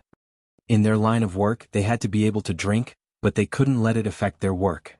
Most people didn't touch a drop of alcohol when they didn't need to drink in private. However, they had to have a drink during the new year. Gu Nianji followed suit and took a sip of red wine. She saw the stewed ribs and lotus root she had brought earlier in the day placed in front of her. This dish is so authentic. Gu Nianji took a bite of the tender, fragrant and meaty stewed fresh lotus root and a piece of pork rib that almost melted in her mouth. The double enjoyment of her taste buds was magnified by the stimulation of the red wine. She was tipsy, her watery eyes uncontrollably drifting towards Hua Xiaoheng. Hua Xiaoheng didn't bat an eyelid. He occasionally chatted with Song Jining and clinked glasses with Yin Shixiang. He didn't meet Gu Nianji's eyes. Gu Nianji sneaked glances at Hua Xiaoheng many times. She was unhappy when he still didn't look at her. She drank one mouthful after another until the alcohol kicked in. She didn't care anymore. Yin Shixiang and Zhao Liangzi saw this and panicked. They were afraid that Gu Nianji would cause a scene and be discovered. Yin Shixiang, who was sitting next to Gu Nianji, snatched the glass from her hand. He smiled. "Nianji, don't drink too much. We're going out to set off fireworks later. You won't be able to go out if you're drunk." Gu Nianji shook her head and muttered, "I don't want to see fireworks." "Who wants to see fireworks? No matter how beautiful it is, it's fleeting. I don't want it." She wanted it to last forever. She didn't want it to be temporary. The corners of Yin Shixiang's mouth twitched. He thought to himself, "You little girl, I've really spoiled you." He picked up a large piece of lotus root and placed it in Gu Nianji's bowl. He said angrily, "Eat up. Stewed ribs and lotus root. I brought this fresh lotus root just for you." "No way." Gu Nianji glared at him. Her large watery eyes were a little tipsy. Yin Shixiang was stunned. "I bought this." "Did you know?" "I bought it with Hua Xiao." Gu Nianji pointed in Hua Xiaoheng's direction but didn't look at him. Chen Lai held his glass and looked at Gu Nianji, then at Hua Xiaoheng. He winked and smiled. He was just short of slapping his thigh and yelling at Hua Xiaoheng. Zhao Liangzi saw that the situation wasn't looking good and quickly poured Chen Lai some wine to divert his attention. "Dr. Chen, please drink. You must be able to taste the vintage of this red wine, right?" Chen Lai also knew about red wine. He was interested as soon as he heard that. He began discussing the quality of the wine with Zhao Liangzi and didn't pay any more attention to Gu Nianji and Hua Xiaoheng. Of course, Hua Xiaoheng didn't ignore Gu Nianji's incessant glances. However, he had always been calm and collected. He didn't have the habit of flirting with her in front of everyone, so he ignored her. However, he kept watching her from the corner of his eye. Seeing that Gu Nianji was getting more and more upset and drinking more and more, Hua Xiaoheng drummed his fingers on the table and looked down to pour himself a glass of wine. He stood up and said to Song Jining, "Happy New Year." Song Jining clinked glasses with him and nodded with a smile. "Happy New Year." Then she pushed his arm to make him look at Gu Nianji and laughed softly. "Why aren't you going to comfort her? The little girl is about to cry." Hua Xiaoheng was speechless. "Nianji, let's stop drinking. Your eyes are all red." Yin Shixiang was so busy taking care of Gu Nianji that he almost yelled at her. "If you don't listen to me, Brother Xiong won't hold back." "How can you not hold back? Do you dare hit me?" Gu Nianji rolled her eyes at Yin Shixiang. It was good to be drunk. He had guts. Hua Xiaoheng walked over with a glass of wine and patted Yin Shixiang's shoulder. Big Xiong, you've worked hard this year. Happy New Year. Hua Xiao is too kind. It's my duty. Yin Shixiang quickly stood up and clinked glasses with Hua Xiaoheng. Gu Nianji leaned on the table and looked at Hua Xiaoheng eagerly. She watched as he clinked glasses with Yin Shixiang and drank before walking over to her. He's here, he's walking over. His gaze finally landed on her. Gu Nianji's heart was filled with excitement. The slight resentment she had for Hua Xiaoheng disappeared immediately. In the heart of a young girl passionately in love, one look from her lover was enough to make her giddy and happy for a long time. Gu Nianji supported herself on the table and stood up shakily. She took the wine glass and looked at Hua Xiaoheng with an intoxicated expression. She smiled sweetly and shyly. Hua Xiaoheng was bewitched by her infatuated expression. He couldn't help but reach out to touch her face. However, he realized they were in the dining room. Under everyone's watchful eyes, he changed directions midway and placed his hand on Gu Nianji's shoulder. He said gently, "Sit down. You've already drunk a lot." Gu Nianji sat down obediently and nodded. "Not a lot, not a lot. I can still drink." "Shouldn't you be shaking your head when you say you haven't drunk a lot?" Yin Shixiang snickered from the side. "And you say you haven't drunk a lot. Your brain is out of sync with your body." What he was thinking and what he was doing were out of sync. He was drunk. Hua Xiaoheng knew Gu Nianji's alcohol tolerance. She couldn't drink at all, especially when she was in a bad mood. It was easier to get drunk if she drank alone. He looked at Gu Nianji speechlessly. He bent down and clinked glasses with her. His voice was low and affectionate. "You don't have to drink anymore. I'll drink for you, okay?" "Ha!" Gu Nianji looked up at Hua Xiaoheng. "Drink for me?" She raised the wine glass to Hua Xiaoheng's lips. Hua Xiaoheng finished his wine first, then took Gu Nianji's hand and drank the red wine in her glass in one gulp. When he drank, Gu Nianji's eyes seemed to be glued to him. She couldn't look away for a moment. Yin Shixiang and Zhao Liangzi could only pretend they didn't see it. They ate and drank happily. Song Jining smiled with her eyes squinted. She had no intention of interfering. Qinlai was the only one who laughed so hard that he fell over. He raised his glass and said, "Hua Xiao, what's wrong with you? If you're drinking with Nianji, you should at least drink with her. Don't you guys think so?" It was the second watch. Please vote a few more monthly votes and try to get more tomorrow. Chapter 334. Yin Shixiang and Zhao Liangzi spat out their drinks at the same time and looked at Qinlai in shock. Qinlai winked at them. "Don't you think so?" "No." Yin Shixiang and Zhao Liangzi retorted in unison. Yin Shixiang added, "Qinlai, you can't say things like that. Our Nianji is still young, you can't make jokes like that." Gu Nianji was drunk and focused on Hua Xiaoheng, but Qinlai was laughing so loudly and clearly that she heard it too. Her mind went blank for a moment. She turned to look at Qinlai blankly and saw his smiling eyes. She instinctively repeated, "Cross cups? How do I drink it?" Yin Shixiang and Zhao Liangzi spat out again. Hua Xiaoheng straightened and walked to Qinlai. He put down his glass and picked up the moutai on the table. He poured a third of it for him, then a third of red wine and finally a third of tequila. The sparkling wine glass was white, red and green just like a cocktail. Hua Xiaoheng raised the glass and swirled it.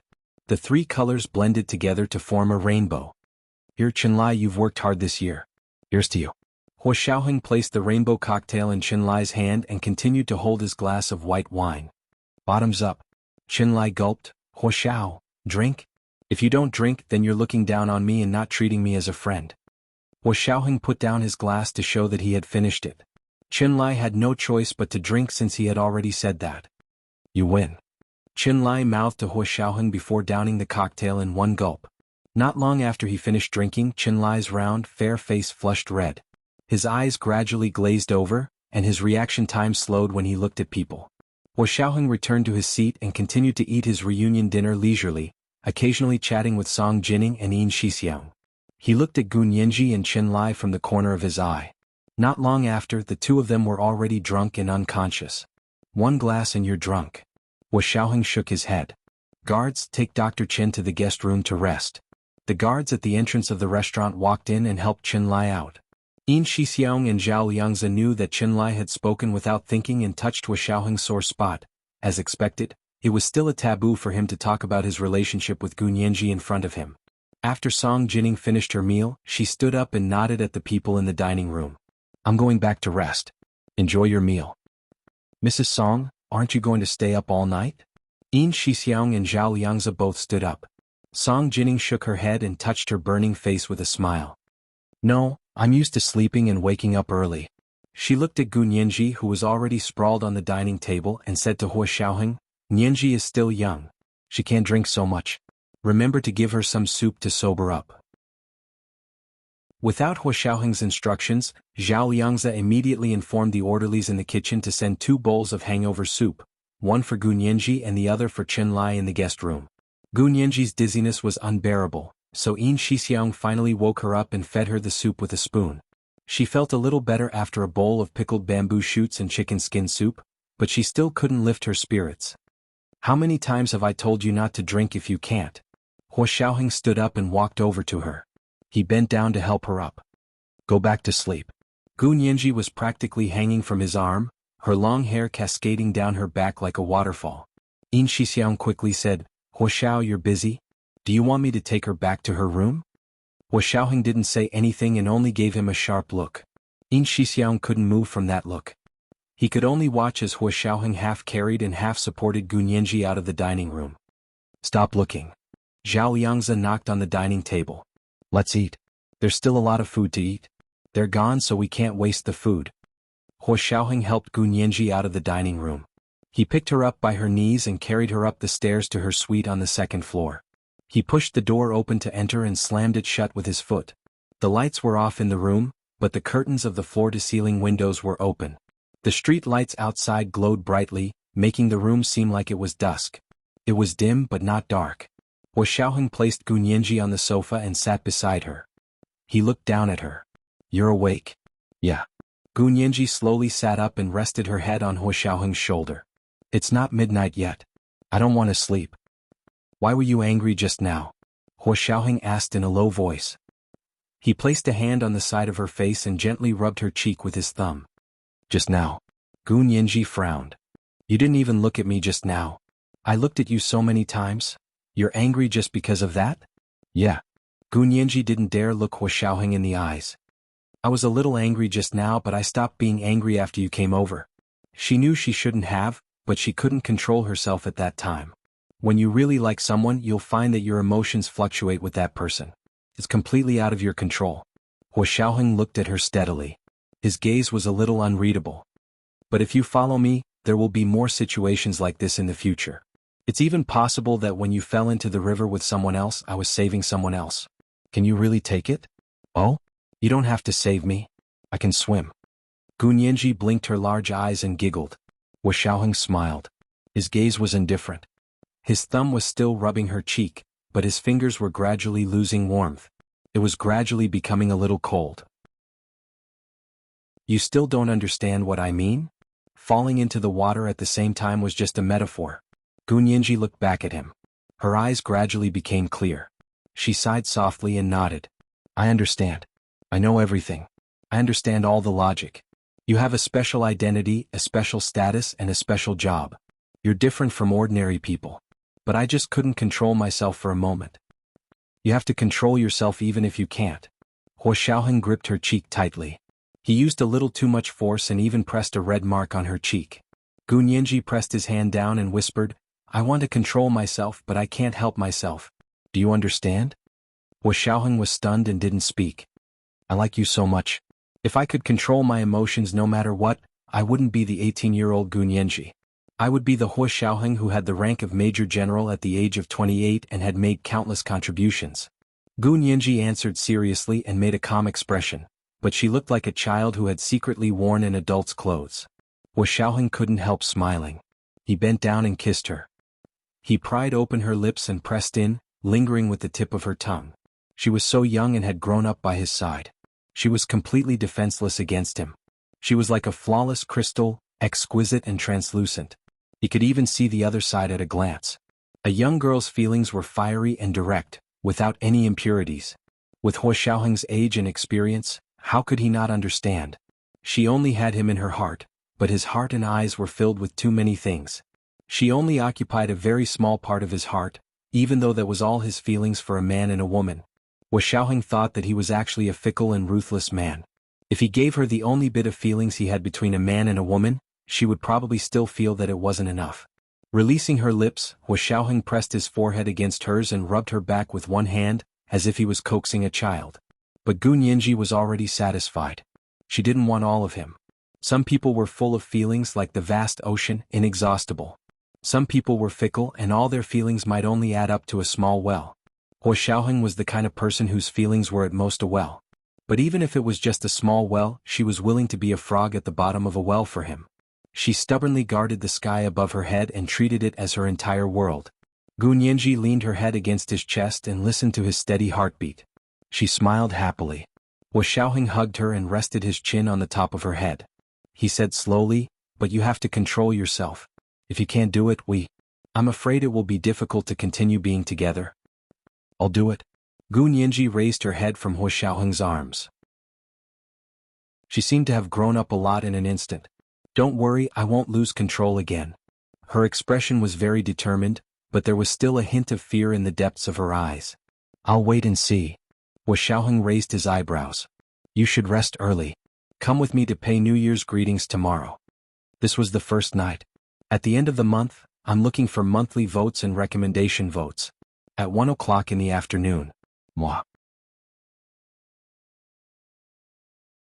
Chapter 335. Gu Nianji nodded obediently. "I'm going to shower and then go to bed." Hua Xiaoheng kissed her forehead and watched her go to her bedroom.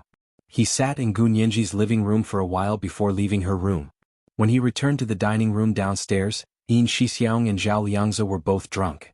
Although they didn't fall asleep immediately like Chen Lai, their eyes were wide open and their reactions were slow when they saw Hua Xiaoheng enter. Hua Xiaoheng glanced at them and poured himself a glass of wine. He slowly took a few sips and said to Zhao Liangzi and Yin Shixiang, "Go to bed early today. I'll be back for a meeting on the first day of the new year. We need to make the most of the new year." "Yes, Chief." Yin Shixiang and Zhao Liangzi responded in unison and drank a few more glasses with Hua Xiaoheng before leaving the dining room drunk. Hua Xiaoheng sat alone in the dining room. Since there was no one else around, he took out a cigarette and lit it. He took a long drag and watched the white smoke rise in front of him. He had already made a rough plan for what to do during the new year. Some things had been delayed for too long and he didn't want them to drag on past the 15th of this year. Gu Nianji came out of the shower and was indeed very tired. She lay on the bed and didn't want to move. Hua Xiaoheng's words echoed in her mind and she remembered every word clearly. Although it was difficult, she would work hard. Gu Nianji thought back to the kiss just now and bit her finger to savor it again. She didn't come back to her senses until her phone rang. She reached for the phone and saw that it was He Jichu calling. She thought about it and still answered the phone. She said sleepily, "Professor He, Happy New Year." He Jichu heard Gu Nianji's voice on the other end and was slightly surprised. "Nianji, you're asleep?" "Yeah." Gu Nianji's voice grew softer and softer like a feather brushing against his ear. He Jichu gripped the phone tightly and his clear voice softened. "You're sleeping so early? Then go to bed early. Happy New Year." Gu Nianji didn't respond. She had already fallen asleep. After a sweet sleep, she woke up at 8 a.m. on the first day of the new year. Gu Nianji washed up and went to greet Song Jining first. "Mrs. Song, Happy New Year." "Good girl." Song Jining liked her a lot, so she had prepared a big red envelope early on. "Here, this is for you." Gu Nianji accepted it with a smile. "Thank you, Mrs. Song." Song Jining waved at her. "You're welcome. You can play by yourself. I'm going to start working." With that, she buried her head in front of the computer and began to plan the experiment. Mrs. Song is so professional. Gu Nianji smiled as she left Song Jining's room to look for Hua Xiaoheng. But Hua Xiaoheng wasn't in his room. Gu Nianji went downstairs to find Hua Xiaoheng, Chen Lai, Yin Shixiang, and Zhao Liangzi all having breakfast in the dining room. "Hua Xiao, Brother Chen, Brother Xiong, Brother Zhe, Happy New Year." "Happy New Year to all of you." Gu Nianji cupped her hands and bowed to the four men in the dining room. It had been like this for so many years, so they were used to it. Chen Lai took out the red envelope first. "Nianji, come here. Although you're already an adult, you're still in school. I still have to give you this red envelope." Gu Nianji hadn't expected Chen Lai to give her a red packet. She walked over to accept it with a smile. Brother Chen is the best. Yin Shixiang and Zhao Liangzi were also prepared. They each took out a red packet and placed it in her hand. Gu Nianji took the 3 red packets and sat down to eat. Hua Xiaoheng looked at her and placed a red packet on the table. Nianji, here's another one. Hua Xiao is giving red packets too? Gu Nianji was overjoyed. She thought Hua Xiaoheng had given her a custom-made watch as a gift, so there wouldn't be any more red packets. She walked over to Hua Xiaoheng and picked up the red packet from the table. She squeezed it, knowing it must be another bank book. For the past 6 years, Hua Xiaoheng had always given her a bank book with her name in the red packet every year. She had never seen how much money was in it. Perhaps now was the time to see how much money she had. She still wanted to buy a car. Thank you, Hua Xiao. Gu Nianji almost bowed to Hua Xiaoheng in gratitude. After breakfast, Hua Xiaoheng took her out for New Year's greetings. First, they went to the Hua family's mansion in the military headquarters. Happy New Year, Uncle Hua. Gu Nianji greeted Hua Guanchen respectfully. Hua Guanchen was quite gentle with her. He also gave her a red packet with 5 thin $100 bills. Thank you, Uncle Hua. Gu Nianji looked around the living room. Grandfather Hua really hadn't returned. Of course, the Zhangs weren't here either. Hua Jialan came downstairs and looked at Hua Xiaoheng with a complicated expression. She said quietly, Happy New Year, cousin brother. Hua Xiaoheng nodded casually and turned to Hua Guanchen. Dad, I'm leaving. There are a few other places I must visit. Hua Guanchen knew the severity of the situation. Go. He paused and said, I'll go to your official residence tomorrow. You can go alone. Hua Xiaoheng drew a red line for Hua Guanchen. If he crossed it, Hua Xiaoheng wouldn't give him the chance to see Song Jining. Of course. Hua Guanchen shook hands with him. Where else are you going today? General Ji's house and Speaker Long's house. Other than those two, I'm not going anywhere else. Hua Xiaoheng said honestly. With a shake of his hands, an orderly came over with a coat for him to wear. Okay, then I won't be going to their house this year. Let's stagger. Hua Guanchen and Hua Xiaoheng decided on a New Year visit. They needed to move around as well. General Ji's house was located in the best area of the military headquarters. It was also the most heavily guarded area. Hua Xiaoheng brought Gu Nianji to General Ji's house. The security check alone took almost half an hour. It was mainly for Gu Nianji. She wasn't a soldier, and because her background was unknown, there were more places to check than others. However, Hua Xiaoheng wasn't in a hurry. Gu Nianji couldn't go in, so he stayed by her side. Lieutenant Colonel Huang, who was in charge of the security check, was very embarrassed. He could only speed up and finally complete all the procedures. When Gu Nianji followed Hua Xiaoheng into General Ji's house, she whispered, Did I waste your time? It's fine. I'm only going to 2 houses anyway.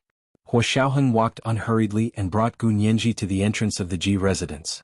From the entrance, she could see the situation in the living room. Although it was past 9 in the morning on the first day of the Lunar New Year, the Ji residence was already full of guests. General Ji was the head of the Supreme Military Council. He was also a friendly person. Many people wanted to visit him for the Lunar New Year, but not everyone could enter. Gu Nianji's gaze swept across the living room and was immediately attracted by a beautiful girl wearing a milky white alpaca coat. She looked somewhat familiar. Hey, Xiaoheng is here. General Ji looked over and waved for him to come over. The familiar-looking girl was sitting on the sofa opposite General Ji. There was a middle-aged man beside her who was very protective of her. Gu Nianji finally remembered that this girl was the intern police officer who had forced them to stop yesterday.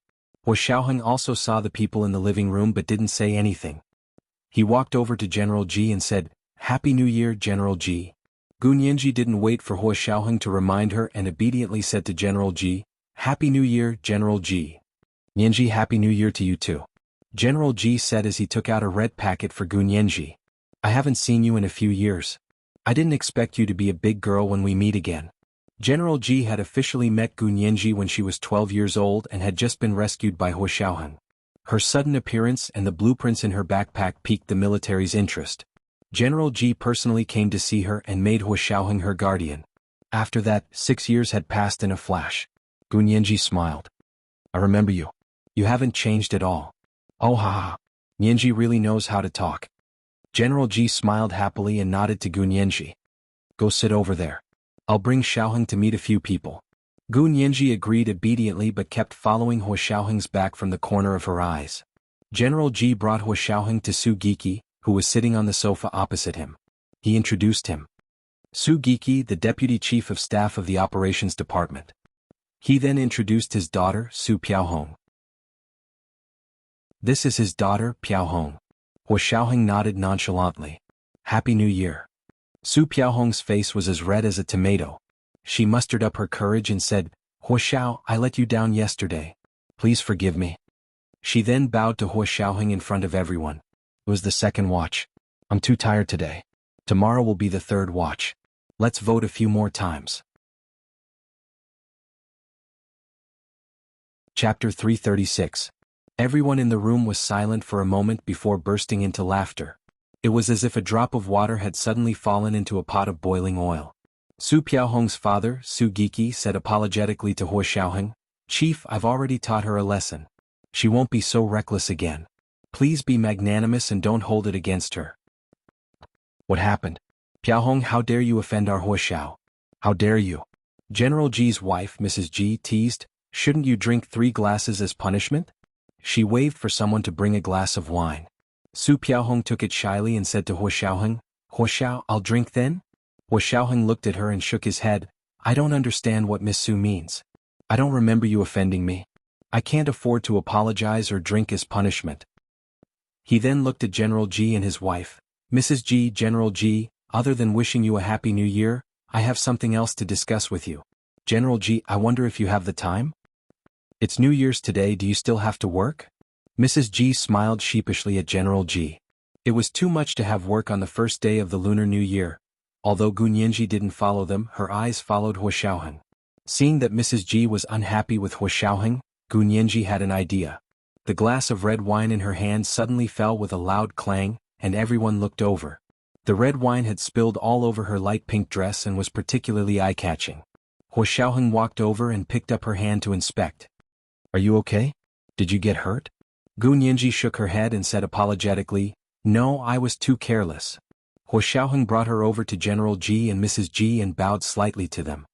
General Ji, Nianji has been too rash and has caused you trouble. He then turned to Mrs. Ji and said, Auntie Ji, please take her to get changed. Gu Nianji quickly said, I have a set of clothes in the car. Just send someone to get it. Hua Xiaoheng made a call to his orderly, and the clothes were quickly delivered. Mrs. Ji took Gu Nianji's hand and said, Come with me, it's a pity this dress is St. Laurent's new spring collection, right? Not only was it a new spring collection, but it was also custom-made for spring. It was also a limited edition worldwide, and there were only 3 pieces in total. Gu Nianji's dress had been specially modified according to her preferences, and it even had her name on the inside. Gu Nianji smiled and said, Auntie Ji, you have a good eye. It is indeed St. Laurent's new model. My heart aches too, but I was careless. Who can I blame? Hua Xiao will punish me with a 10-kilometer cross-country run when I get back. Oh? He's so strict with you? Mrs. Ji was amused. Will you really run? It's true. I was punished like this when I made a mistake in the past. Gu Nianji was very talkative and eloquent, so she quickly distracted Mrs. Ji's attention. Her casual flattery made Mrs. Ji smile. Mrs. Ji was already so in love with Gu Nianji that she couldn't let go of her clothes. She brought Gu Nianji around the house and introduced her to all the guests. She was even more attentive than her own daughter. General Ji watched in shock as his wife and Gu Nianji hit it off at first sight. He coughed a few times before smiling at Hua Xiaoheng. This Gu Nianji is really something. She's a lawyer after all. Look at her sweet mouth. She's able to coax your Auntie Ji to the skies. Hua Xiaoheng's eyes revealed a slight smile, but it quickly disappeared. He looked at Gu Nianji and said, We're very strict with her. She's just a little more polite than most girls. Su Piaohong didn't think there was anything wrong with his words. She bit her lip as she stood beside her father, Su Giki. She had gone from being the center of attention to being ignored by everyone. She seemed to have been forgotten. Su Piaohong looked at Mrs. Ji, who had been coaxed away by Gu Nianji, and then at General Ji, who was about to leave the living room to discuss business with Hua Xiaoheng. Su Giki didn't dare to interrupt General Ji and Hua Xiaoheng's conversation. His status and military rank were much lower than those two. It was all thanks to Mrs. Ji's respect for Su Piaohong that she was able to speak to Hua Xiaoheng and General Ji today. That was why she was able to personally apologize to Hua Xiaoheng when he came to visit. She didn't expect Hua Xiaoheng to deny that there was anything wrong. It made it seem like the father and daughter were purposely trying to get close to him. It was so embarrassing. Su Piaohong could only watch as Hua Xiaoheng and General Ji left the living room and went to the study. When they arrived at the study, General Ji sat behind the desk. He was no longer smiling. He placed his hands on the armrests of the chair and asked Hua Xiaoheng, What's so important that you have to say it now? Because if I don't say it today, it might be too late tomorrow. Hua Xiaoheng took a step forward and placed a flash drive on General Ji's desk. It's like this. In the year-end report of our department's overseas members, it was mentioned that a relatively large domestic company had set up a branch in Italy. However, they didn't actually do business there. Instead, they were doing money laundering. It was the Lunar New Year period and many banks were closed. However, since the second day of the Lunar New Year, banks started to open one after another. Therefore, this matter was indeed urgent. General Ji's eyes darkened. He didn't take the flash drive. He stared at Hua Xiaoheng and said, "This doesn't seem to be within your jurisdiction." I thought so at first. Hua Xiaoheng nodded slightly and continued calmly, "We did a routine check on this company's headquarters in the country. In the end, we discovered that it had done a lot of business with the military. It was even a supplier for several military projects." What? General Ji was shocked. "You're saying that this company has connections with the military?" "There's no connection." Hua Xiaoheng sighed. "But in the contracts it gave to the military, there were fraudulent quotes and shoddy products. To be precise, it used illegal methods to earn high profits in its transactions with the military. Now that it's facing an audit by the military, it's worried that it'll be found out. Therefore, it plans to transfer these profits to an overseas bank." Outrageous. General Ji was furious. He hated black-hearted businessmen like this the most. They even dared to embezzle money from the military's projects. "I want to see who has the guts to do this." Hua Xiaoheng was silent for a while. He lowered his voice and said, "This is the second thing I want to say." "What is it? Do you know who did it?" General Ji stood up and said sternly, "Is it someone from within our ranks?" Strictly speaking, suppliers for military projects had to go through the bidding process to obtain the project contract.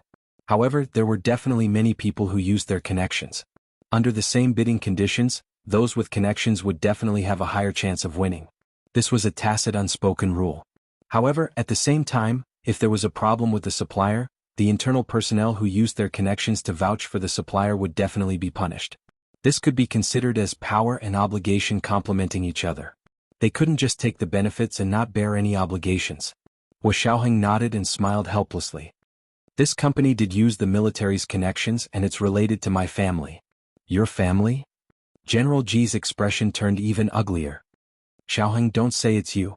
Of course it's not me. To be precise, it's not someone from my family, but it's related to my family. Because that person used my grandfather's name to help that company obtain the contract from the military logistics department." Hua Xiaoheng said calmly, "She's my grandfather's head nurse, Zhang Feng. You know her too." "It's her?" General Ji had a strange expression on his face. "It's really her?" "Yes, I've already obtained evidence of her transaction with that company," Hua Xiaoheng said calmly without any emotion. "That company's CEO's son married Zhang Feng's niece, so the two families are in-laws. They wanted to be the supplier for the military project, but they didn't have the qualifications. Zhang Feng used my grandfather's name to negotiate with Deputy Director Liao of the Military Logistics Department." "Old Liao." General Ji was even more shocked. After a moment, he rubbed the back of his head and sighed. "It's not his fault. Old Liao is your grandfather's old subordinate. He was the one who groomed him. Yes, that's why she was able to use my grandfather's name to get this done." Hua Xiaoheng nodded. "But this has nothing to do with my family. My grandfather didn't know about this the whole time. I can't let the Hua family be humiliated because of this, so I asked General Ji to immediately order the bank to freeze all the company's assets using the reason that the military project was damaged. At the same time, send the military disciplinary department to investigate Zhang Feng." This was the first watch. It was the last day of the month, and the third watch was asking for monthly votes and recommendation votes. And today was Monday, so the recommendation list had been forgotten. The second watch was 1 p.m. The third watch was 7 p.m. Moi. Oh, intersection. Oh. Chapter 337. "But if we really investigate Zhang Feng, wouldn't your grandfather lose face?" General Ji asked tactfully. This matter was too important. Before Old Master Hua retired, he was the second in command of the Supreme Military Council. Now he was also a general. He was a well-known figure in the upper echelons of the empire. He had many connections and interest groups behind him. Hua Xiaoheng frowned and looked like he was weighing the pros and cons. General Ji saw this and nodded to himself. He was indeed a good seedling. He didn't pick the wrong successor. He would act when he needed to and knew what was important. And the Xie family, have you ever considered their feelings? General Ji reminded him again, worried that Hua Xiaoheng was too young and aggressive and would make too many enemies. I've considered it. Hua Xiaoheng seemed to have made up his mind. He looked up and replied calmly, only the Zhang family and companies related to them. No one else will be involved. He wasn't a brat and had already considered these conflicts of interest. After all, it was impossible to be promoted from a second lieutenant to a major general in 10 years without brains and ability. That's good. General Ji nodded in satisfaction and instructed him, don't be too aggressive in the beginning, but if other things surface during the investigation, it's not too late to investigate. Yes, Chief. Hua Xiaoheng understood and immediately saluted to show that he obeyed General Ji's orders. General Ji was very satisfied with Hua Xiaoheng's reaction and understood that Hua Xiaoheng owed him a favor. He smiled and leaned back in his chair. Xiaoheng, you're 28 this year, right? Hua Xiaoheng nodded and didn't say anything. General Ji continued, you're still single. This isn't good for your future. The higher one went, the more important it was to have a stable family. At least it was normal to have a positive image in the eyes of the nation. I'm thinking about my personal problems. Hua Xiaoheng knew he couldn't escape this. If it was before, he would have had a headache, but now he had a satisfactory candidate, so he answered readily. Really? General Ji leaned forward with interest. His sharp eyes that could see through people's minds were now full of gossip. Who do you like? Hua Xiaoheng was speechless. What? Not speaking? Why are you embarrassed in front of me? General Ji was amused. Tell me. I'll give you some advice. It seemed like General Ji wouldn't let him off if he didn't say something. Hua Xiaoheng could only vaguely reply, I said I'm considering it, but I don't have a specific goal yet. Is that so? General Ji nodded meaningfully. Xiaoheng, I've told you about this before. The organization places great importance on your marriage. You have to be careful and not make any mistakes. Hua Xiaoheng's heart skipped a beat, but his expression didn't change. I understand. Thank you for your teachings, Chief. I know that you have always listened to the arrangements of the organization, but marriage is a big deal. The organization will not force you to have a wife. What era are we in now? I won't do arranged marriages anymore. General Ji chuckled. His tone was soft but firm. But that doesn't mean you can find anyone you want. Do you understand? Understood. Hua Xiaoheng replied immediately. He knew that if he hesitated, General Ji would think of something else. Now was definitely not a good time to talk about his relationship with Nianji publicly. It's good that you understand. General Ji nodded with satisfaction. There were a few girls who matched your age today. There's Su Piaohong, the daughter of Deputy Chief of Staff Su. She was the one who apologized to you just now. Look at you, you were obviously stopped by her on the way here, but you still insist that nothing happened. It's good that you're thinking of other girls, but don't be so crude. Hua Xiaoheng realized that he had nothing to say and could only remain silent. General Ji saw that Hua Xiaoheng didn't refute and became even more interested. There's also the daughter of the 1st Military Region's 8th Regiment's Commander Mao. She's quite pretty. She's been in the army for 3 years and is already a 1st lieutenant. Another one is the granddaughter of the 5th Military Region's Deputy Commander. She's 4 years younger than you and about the same age as Su Piaohong. She met you when she was an intern at the Congress and has a good impression of you. What do you think? Do you want to meet them all? Hua Xiaoheng was speechless. You can get to know them one by one. General Ji couldn't wait to pair them up. Your auntie and I both have high hopes for Su Piaohong. She's a good girl and has a backbone. She refused to use her family's influence and relied on herself to enter the police academy. She even took the initiative to become a basic police officer. Think about it. You'll be very popular with the public if you have a wife like Su Piaohong in the future. If he were to become a political figure like General Ji, Senior Speaker Long, and Prime Minister Do, he and his family would be scrutinized under a magnifying glass due to the high level of exposure. Su Piaohong's way of doing things was undoubtedly what the public liked the most. She came from a good family but was willing to work and live like a normal person. Hua Xiaoheng chuckled. Chief, I'd like to settle this myself. Marriage requires a report and a background check anyway. Can you see if that's okay? Sure. General Ji thought about it and agreed but still warned Hua Xiaoheng.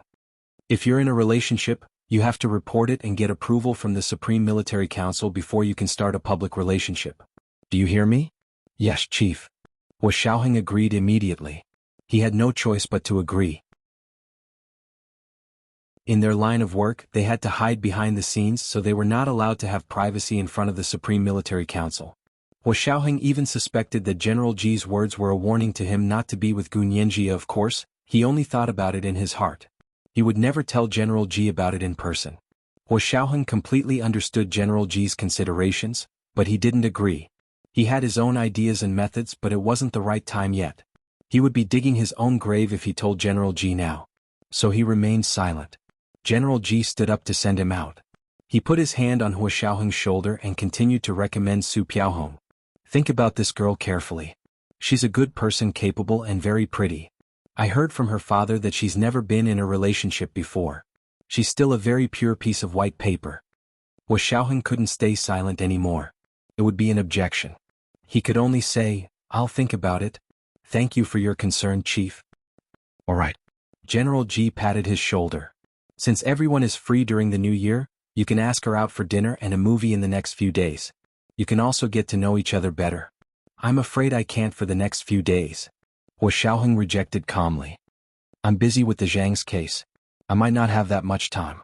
I still have to go to Senior Speaker Long's house to explain the situation. Otherwise, it would be troublesome if the Senate questioned me. Haha, that's fine. No matter how busy you are, you still have to eat, right? General Ji smiled and folded his hands behind his back. It's fine if you don't have time for a movie, but you have to treat her to a meal. You put her in an awkward position today, so you have to make it up to her. The corners of Hua Xiaoheng's lips curled into a faint smile. General Ji likes Miss Su that much? Is she really not your relative? Of course not. Do you think I would be a matchmaker if I had a daughter? I would have married my daughter to you a few years ago. General Ji admired Hua Xiaoheng very much. He was regretting that he only had 2 sons and no daughters. His relative's daughter didn't think she was good enough for Hua Xiaoheng, so he never thought about matchmaking. Until recently, he realized that Hua Xiaoheng really should get married. It was the second night watch. There was still the third night watch at 7 p.m. It was the last day of October. Relatives looked at their ticket folders to see if there were any monthly tickets. Also, the recommendation votes on Monday were very important. Moi. Chapter 338. Hua Xiaoheng and General Ji returned to the living room and chatted with the guests for a while before leaving with Gu Nianji to visit Speaker Long's home. Mrs. Ji walked Gu Nianji to the door reluctantly and said with a smile, "Nianji, come back in a few days? There are only a few close friends.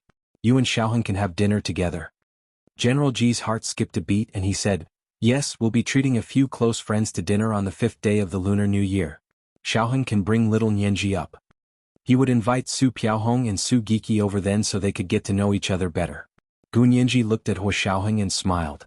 Hua Xiao is usually very busy. I'll listen to him. Okay, I'll definitely come.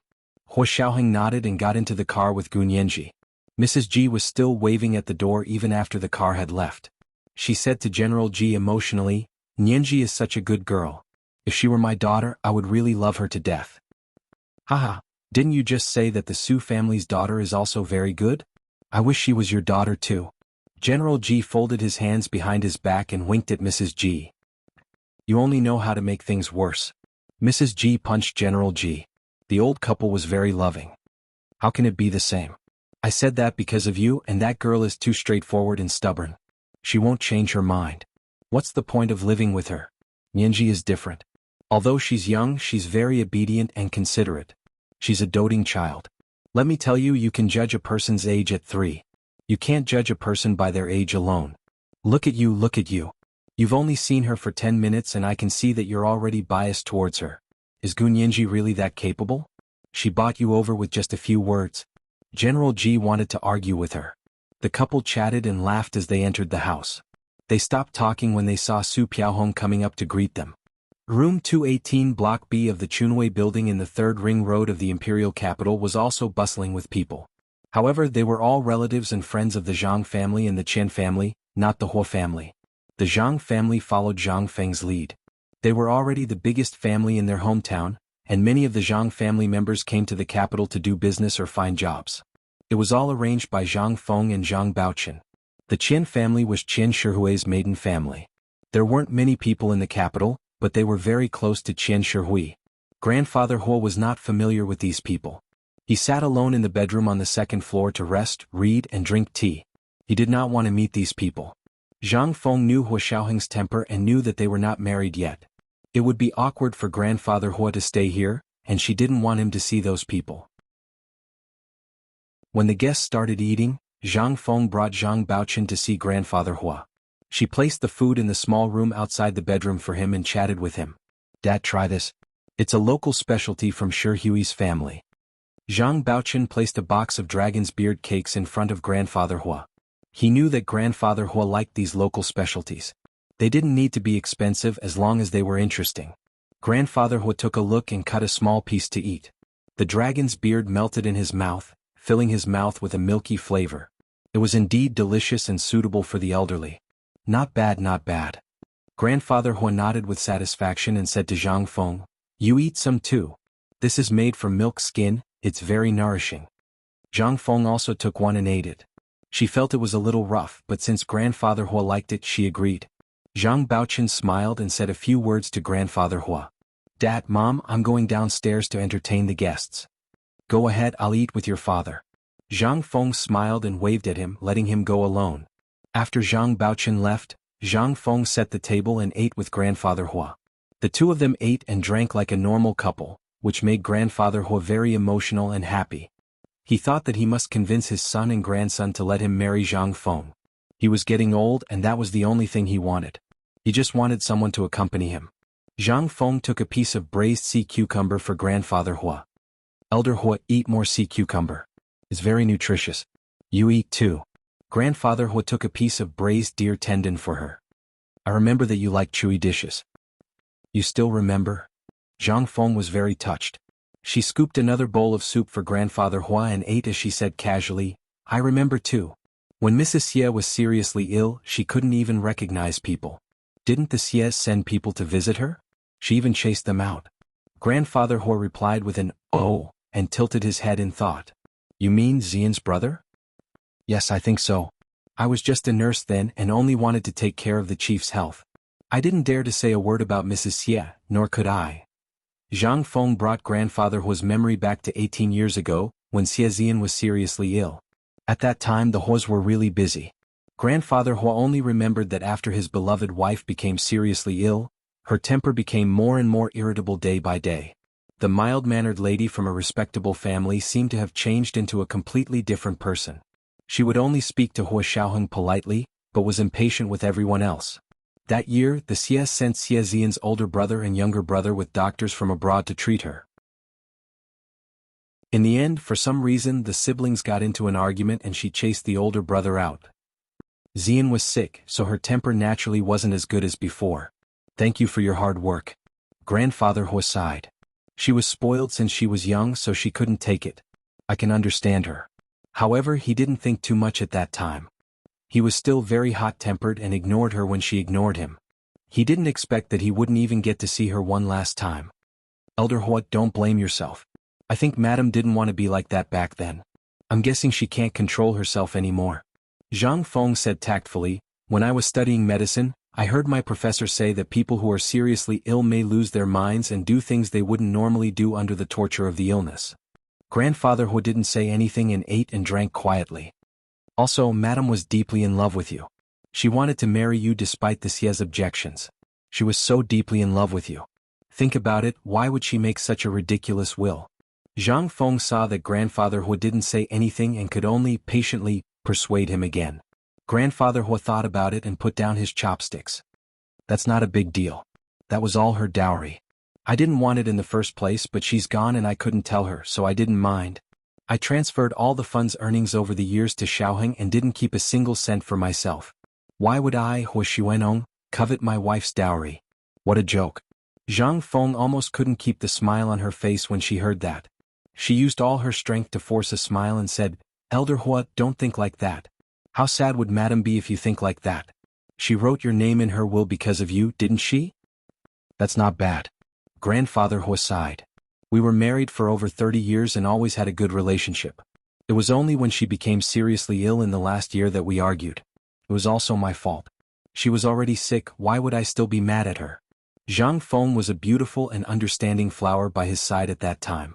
Because they had slept together once, they had an extra layer of ambiguity between them compared to the other nurses. Of course, she was more pleasing to him than his wife, who was seriously ill and had a bad temper.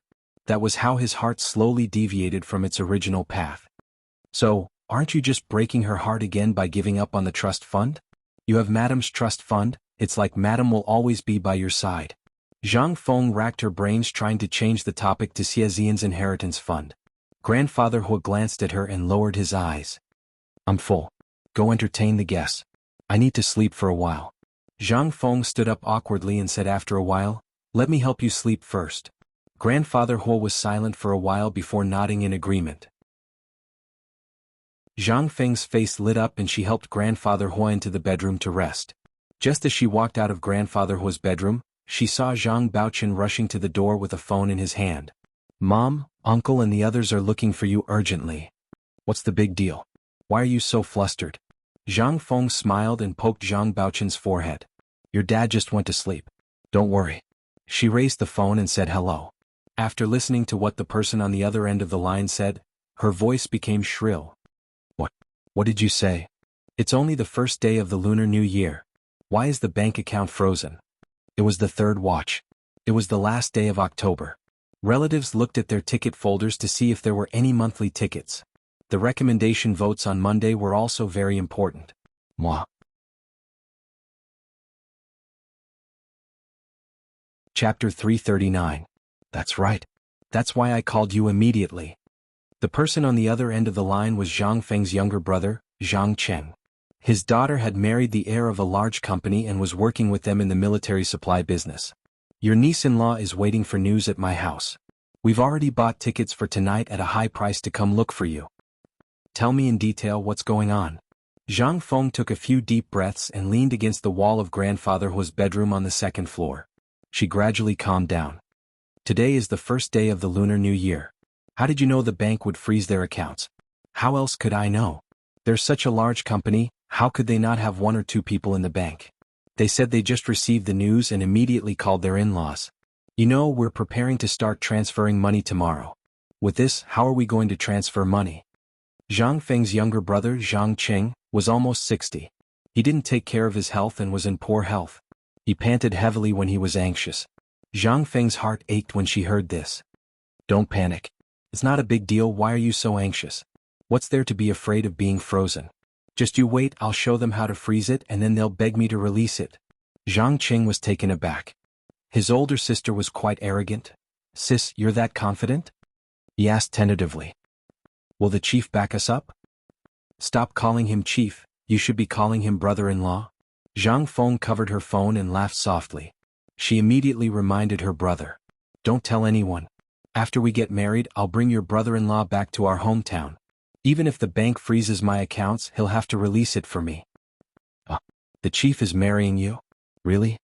Zhang Cheng, who had been upset by today's news, was suddenly overjoyed. Don't try to fool me. This is not an ordinary thing. When you get your marriage certificate, our parents will be able to hold their heads high. You make it sound like they haven't been able to hold their heads high. Zhang Feng laughed. The truth was, ever since Hua Guanyuan had died 16 years ago, Zhang Feng had taken the opportunity to tell Grandfather Hua about her son, Zhang Baochen. The Zhang family had been able to hold their heads high. Initially, it was to help Zhang Feng raise an illegitimate child, but later on, he realized that the illegitimate child's background was too powerful. Using the smallest investment to get the biggest return. Just that's different. You're the legal wife now, the legitimate wife of the bureau chief, and I'm the legitimate brother-in-law of the bureau chief. We have to rush over. I'm almost there with the third uncle. Zhang Cheng had completely relaxed on the other side of the phone. Zhang Feng even heard him say to his son-in-law, "Don't worry, I'm fine. It's just the local bank that wants your family to pay up. Just ignore them. After the new year we'll teach them a lesson." Sigh. Don't spill the beans. Zhang Feng quickly stopped her brother from talking. Hua Xiaoheng and his father, Hua Guanchen, didn't approve of her marrying Grandfather Hua. In order to prevent them from playing any tricks, she had to get married secretly. The most important thing now was to return to the Hua residence and get Grandfather Hua's ID, military ID, and household registration so that they could register their marriage at the Civil Affairs Bureau. Zhang Feng hung up and leaned against the second-floor hallway to think for a while. She turned around and walked back to Grandfather Hua's bedroom to check. Grandfather Hua was really asleep. She knew that Grandfather Hua had a bad temper. If she woke him up like this, she didn't know how angry he would get. Therefore, she held back for now and felt that it was okay to wait. The banks weren't open today anyway, and only some of their services would be open tomorrow. Whether or not the funds were frozen, they wouldn't be able to send money out. Actually, Zhang Feng wasn't keen on sending money out anymore. As long as she could marry Grandfather Hua, she was more comfortable in the country. Why would she go out? To live a precarious life like a mole that never saw the light of day? She didn't want to. Zhang Feng adjusted Grandfather Hua's blanket and turned to go downstairs to eat with her family and the Chen family's guests. Everyone saw that Zhang Feng had finally arrived and quickly gave up the main table. Sister Zhang, please have a seat. Aunt Zhang, let me toast you as well. May you grow younger and prettier. What, Aunt? You're making our Sister Zhang look old. Actually, with Sister Zhang's appearance, people would believe you if you said you were my sister. Screw you. This bootlicking is too ridiculous. A distant cousin of the Zhang family pointed at the handsome man in his 30s who was calling Zhang Feng's sister, and scolded him. Look at yourself. Are you worthy of calling our Sister Zhang's sister? Zhang Feng smiled at the handsome man in his 30s and sat down in a dignified manner. Eat as much as you want. I'll treat you to dinner at the Hua Mansion next time. These relatives had only heard of the Hua Mansion, but had never been there before. However, they all knew that it wasn't a place they could enter as they pleased. Just the security check alone would take more than an hour. Sister Zhang's words are interesting. When are you going to treat us to the Hua Mansion? That's where the higher-ups of the military live. Heavenly secrets cannot be revealed. Zhang Feng smiled and kept them in suspense. Alright, stop asking me. How have you guys been? How's your company's business? What about you? Did your boss bully you? Is your son going to high school soon? Where are you planning to go? Number 4 high. Or are universities affiliated high? Zhang Feng held a bowl of bird's nest and stirred it slowly without eating. Everyone at the table greeted her like she was the head of the household. Everyone respected her and knew that she was capable and had backing. They flattered her endlessly. The meal lasted from 1 p.m. to almost 7 p.m. before they bid farewell reluctantly.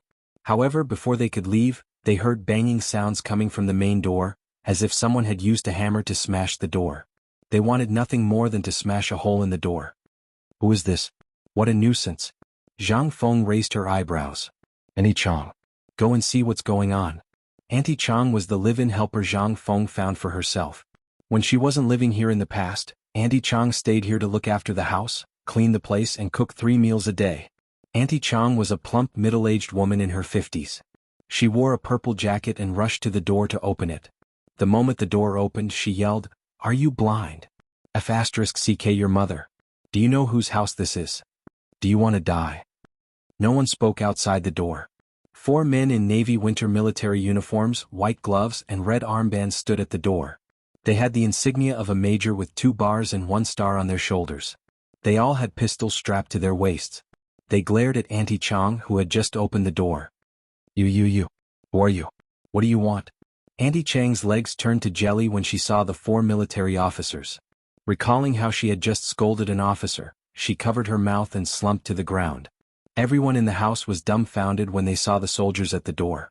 They didn't know what was going on. Is this room 218, Block B, Chunwei Building, 3rd Ring Road, Chiangli? The leading officer asked in a deep voice.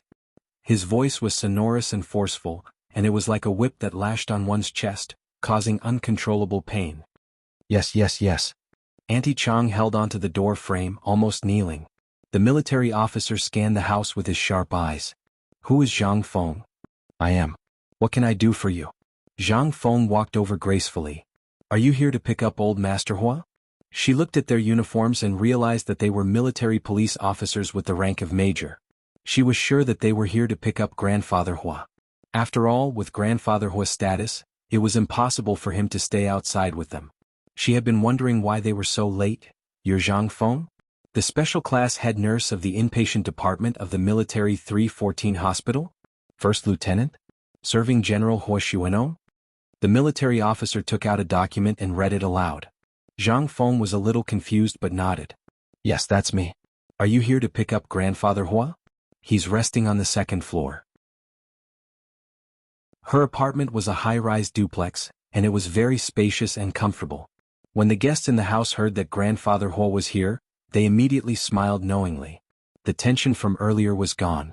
Everyone looked at each other, winked at each other, and almost burst out laughing. Just then, the military officer at the door waved his hand and said loudly, "Zhang Feng, you are suspected of abusing your power for personal gain, filling your own pockets with shoddy goods, sabotaging military supplies, and having a large amount of assets of unknown origin. The 2nd Brigade of the military police is here to arrest you. This is the arrest warrant. Take her away." A few soldiers rushed in from behind the military officer and handcuffed Zhang Feng's hands. They dragged her out of the house. "What are you doing? How dare you? I'm going to report you to the military law office. The chief will not let you go." Zhang Feng struggled and screamed. She looked up and saw a tall man standing behind the 4 military police officers with his back facing her. He was wearing a black general's uniform and the star and leaf on his shoulder glowed. Hearing Zhang Feng scream, the man turned around and looked at her calmly. His gaze was calm and serious. It was Hua Xiaoheng. This was the first night watch. Today was the first day of November. The guaranteed monthly votes for marriage seekers. And recommendation votes. The 2nd night watch was 1 p.m. The 3rd night watch.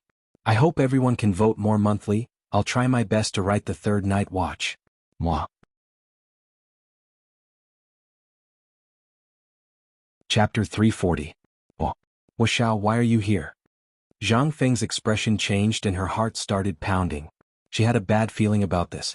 But remembering that Grandfather Hua was Hua Xiaoheng's grandfather, no matter how heartless he was, he would not allow others to torture his grandfather. She stammered, "Hua Xiao, what's going on? The chief is resting upstairs. What they're doing is disrespecting the chief and the Hua family." Zhang Feng was trying to incite Hua Xiaoheng's anger. She knew that a man like Hua Xiaoheng was not interested in money, power or women. The only things that could tempt him were fame and glory. The Hua family's fame and glory should be what he valued the most, right? Hua Xiaoheng folded his hands behind his back and looked straight ahead, ignoring her. "I'm here to take my grandfather home. Please move aside." Zhang Feng's eyes widened in shock and she could not help but shout, "Hua Xiao, didn't you see how they treated me? What would the chief think if he saw this? The Hua family has such high prestige in the military, are they going to let them humiliate me like this?" Hua Xiaoheng turned around and glared coldly at Zhang Feng. His tone was filled with undisguised disgust. "Head nurse Zhang, I think you don't understand something. Your surname is Zhang, not Hua. What has it got to do with the Hua family?" "But Zhang Feng trembled at Hua Xiaoheng's cold stare. She stumbled back and looked at Hua Xiaoheng in fear. She was panicking. Hua Xiaoheng looked away and walked into Zhang Feng's suite expressionlessly. The few orderlies he brought with him also followed and crowded around him. Zhang Feng could not help but shout, "Hua Xiao, are you really not afraid? Do you really want me to say something nice?" Hua Xiaoheng stopped in his tracks and looked up at the ceiling at the entrance. With both hands in his trouser pockets, he turned around quietly and said to Zhang Feng, "You can say whatever you want, it's none of my business." He shrugged and nodded to the captain of the military police beside Zhang Feng. "You can take her away now." Zhang Feng opened her mouth to reveal her true relationship with Grandfather Hua, but just as the words were about to leave her mouth, she suddenly realized that she couldn't. Hua Xiaoheng had already made it clear that he wouldn't help her. If she revealed her relationship with Grandfather Hua, the Hua family would be humiliated, but Grandfather Hua would be the one who would suffer the most. He might lose his military rank and status. Without Old Master Hua's military rank and status, it wouldn't matter even if she married him. How would Grandfather Hua's scandal affect Hua Xiaoheng's grandson? Perhaps it wouldn't affect him at all, and people might even sympathize with him. Zhang Feng's expression changed several times in an instant. It was as if someone was strangling her, but she had no choice but to shut up. This feeling of being forced made her feel extremely uncomfortable. Zhang Feng gritted her teeth and said to Zhang Baochen and Chen Shihui, "Don't worry, go look for Grandfather Hua immediately. He'll vouch for me. I'll be fine." "You talk too much."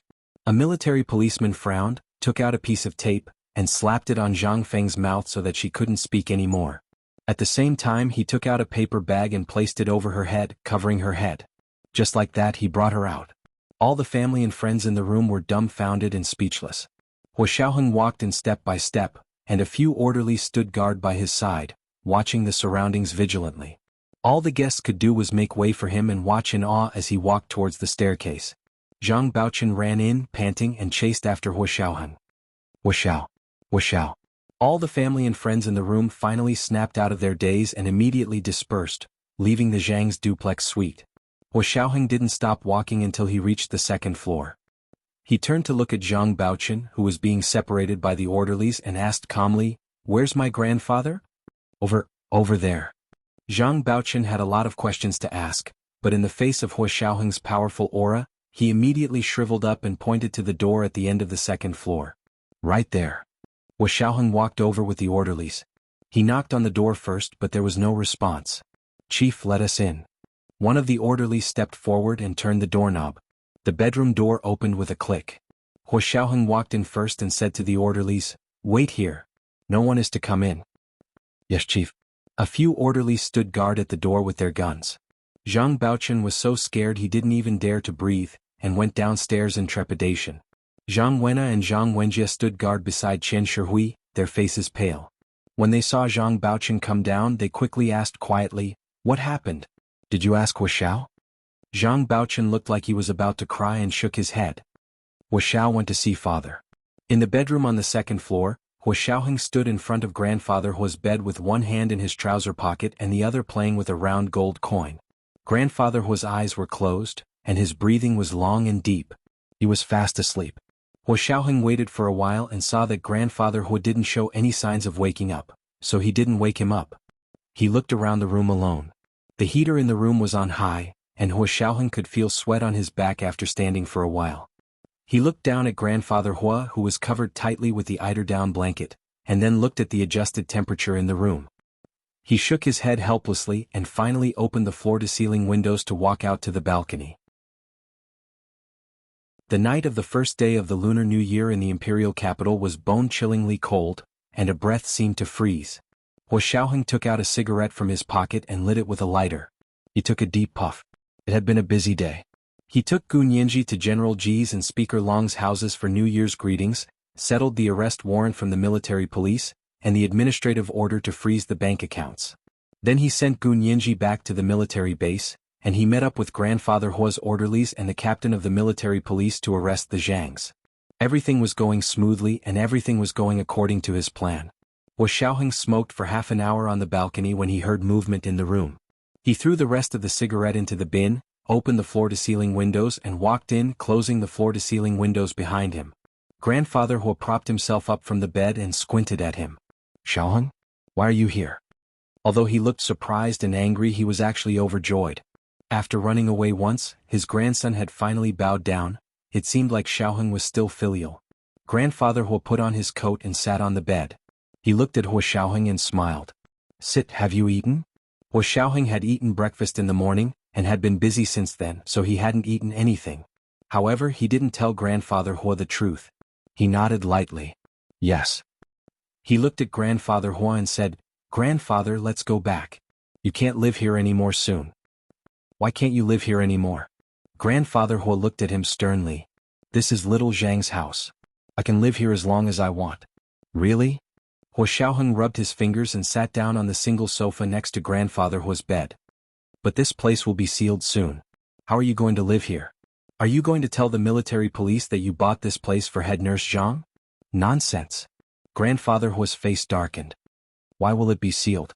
Is it because you haven't paid back the loan?" He looked at Hua Xiaoheng again. After struggling for a long time, he softened his tone. "Xiaoheng, grandfather knows that you and your grandmother are close, but grandfather also loves you. Do you have the heart to see your grandfather all alone? Although grandfather is old, he still wants someone to accompany him. I never said I wouldn't let grandfather remarry." Hua Xiaoheng crossed his legs and rested both hands on the sofa armrests. His posture was very relaxed. "But Zhang Feng can't." "Why not?" "She's too greedy and ambitious." Hua Xiaoheng looked up at the house. "Grandfather, you know this, right? With Zhang Feng's wealth, how could she buy so many houses in the imperial capital? Don't mention loans. I know she didn't take a single cent. She bought the houses with cash." Grandfather Hua was silent for a long time before he said vaguely, "You and I know about these things. Isn't that how everyone goes through it? I can't give her a title, so I should compensate her in other ways." Hua Xiaoheng put his legs down and sat up straight. His expression became serious. Grandfather, do you know what Zhang Feng did? If you say you condoned it, are you going to bear the consequences with her? It was the second watch. 7 p.m. Try to get the third watch. The first day of November. Hurry up and vote for your relatives. Moi. Chapter 341. Didn't she just introduce someone to the logistics department for a few transactions? What consequences could there be? Grandfather Huo waved his hand nonchalantly. Don't make a fuss. There are no fish when the water is too clear, and there are no disciples when one is too observant. Xiaoheng, you're still young? Grandfather, the person she introduced is involved in 3 billion in illegal profits. The military audit office is currently investigating their transactions, and they are about to send the money to Italy. Huo Xiaoheng interrupted Grandfather Huo's words and dropped the bombshell on him. Grandfather Huo's face twitched. What did you say? 3 billion? Yes, and she's not only the middleman, she's also one of the shareholders of the company. That's against military regulations for middlemen. Huo Xiaoheng watched Grandfather Huo's reaction closely. He was an old man after all, and Huo Xiaoheng didn't want Grandfather Huo to fall ill from anger because of this. Because it wasn't worth it. Grandfather Huo's breathing grew heavy. He tried his best to control his emotions, but his hands still trembled uncontrollably.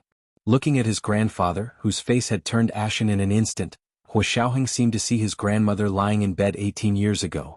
When she heard that her grandfather wouldn't be coming to see her, her face had also turned ashen. Time flies. What changes is human nature and what doesn't change is human nature. You know the Zhang family's background better than I do.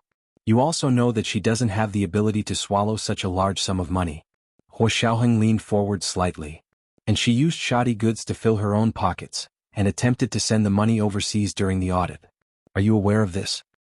Shoddy goods to fill her own pockets? Fill her own pockets? And even attempted to send the money overseas. Grandfather Huo gripped the blanket with both hands. I don't believe it. I don't believe it.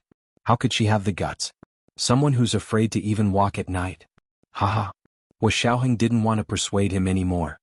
He stood up and calmly reminded Grandfather Huo. Grandfather, I've said what I wanted to say. You decide what to do next. Someone would come and close the door of this house tomorrow. They'll have to cough up the money, and all the properties under Zhang Feng and her son's name will be confiscated. Because it's all stolen money, we have to recover it. Unable to vent his anger, Grandfather Huo was so angry that he threw the quilt and pillows on the bed to the floor. Holding onto the bed frame, he stood up and glared at Huo Xiaoheng. The house has been sealed. Where will your third uncle and his family live? I have to bring them back.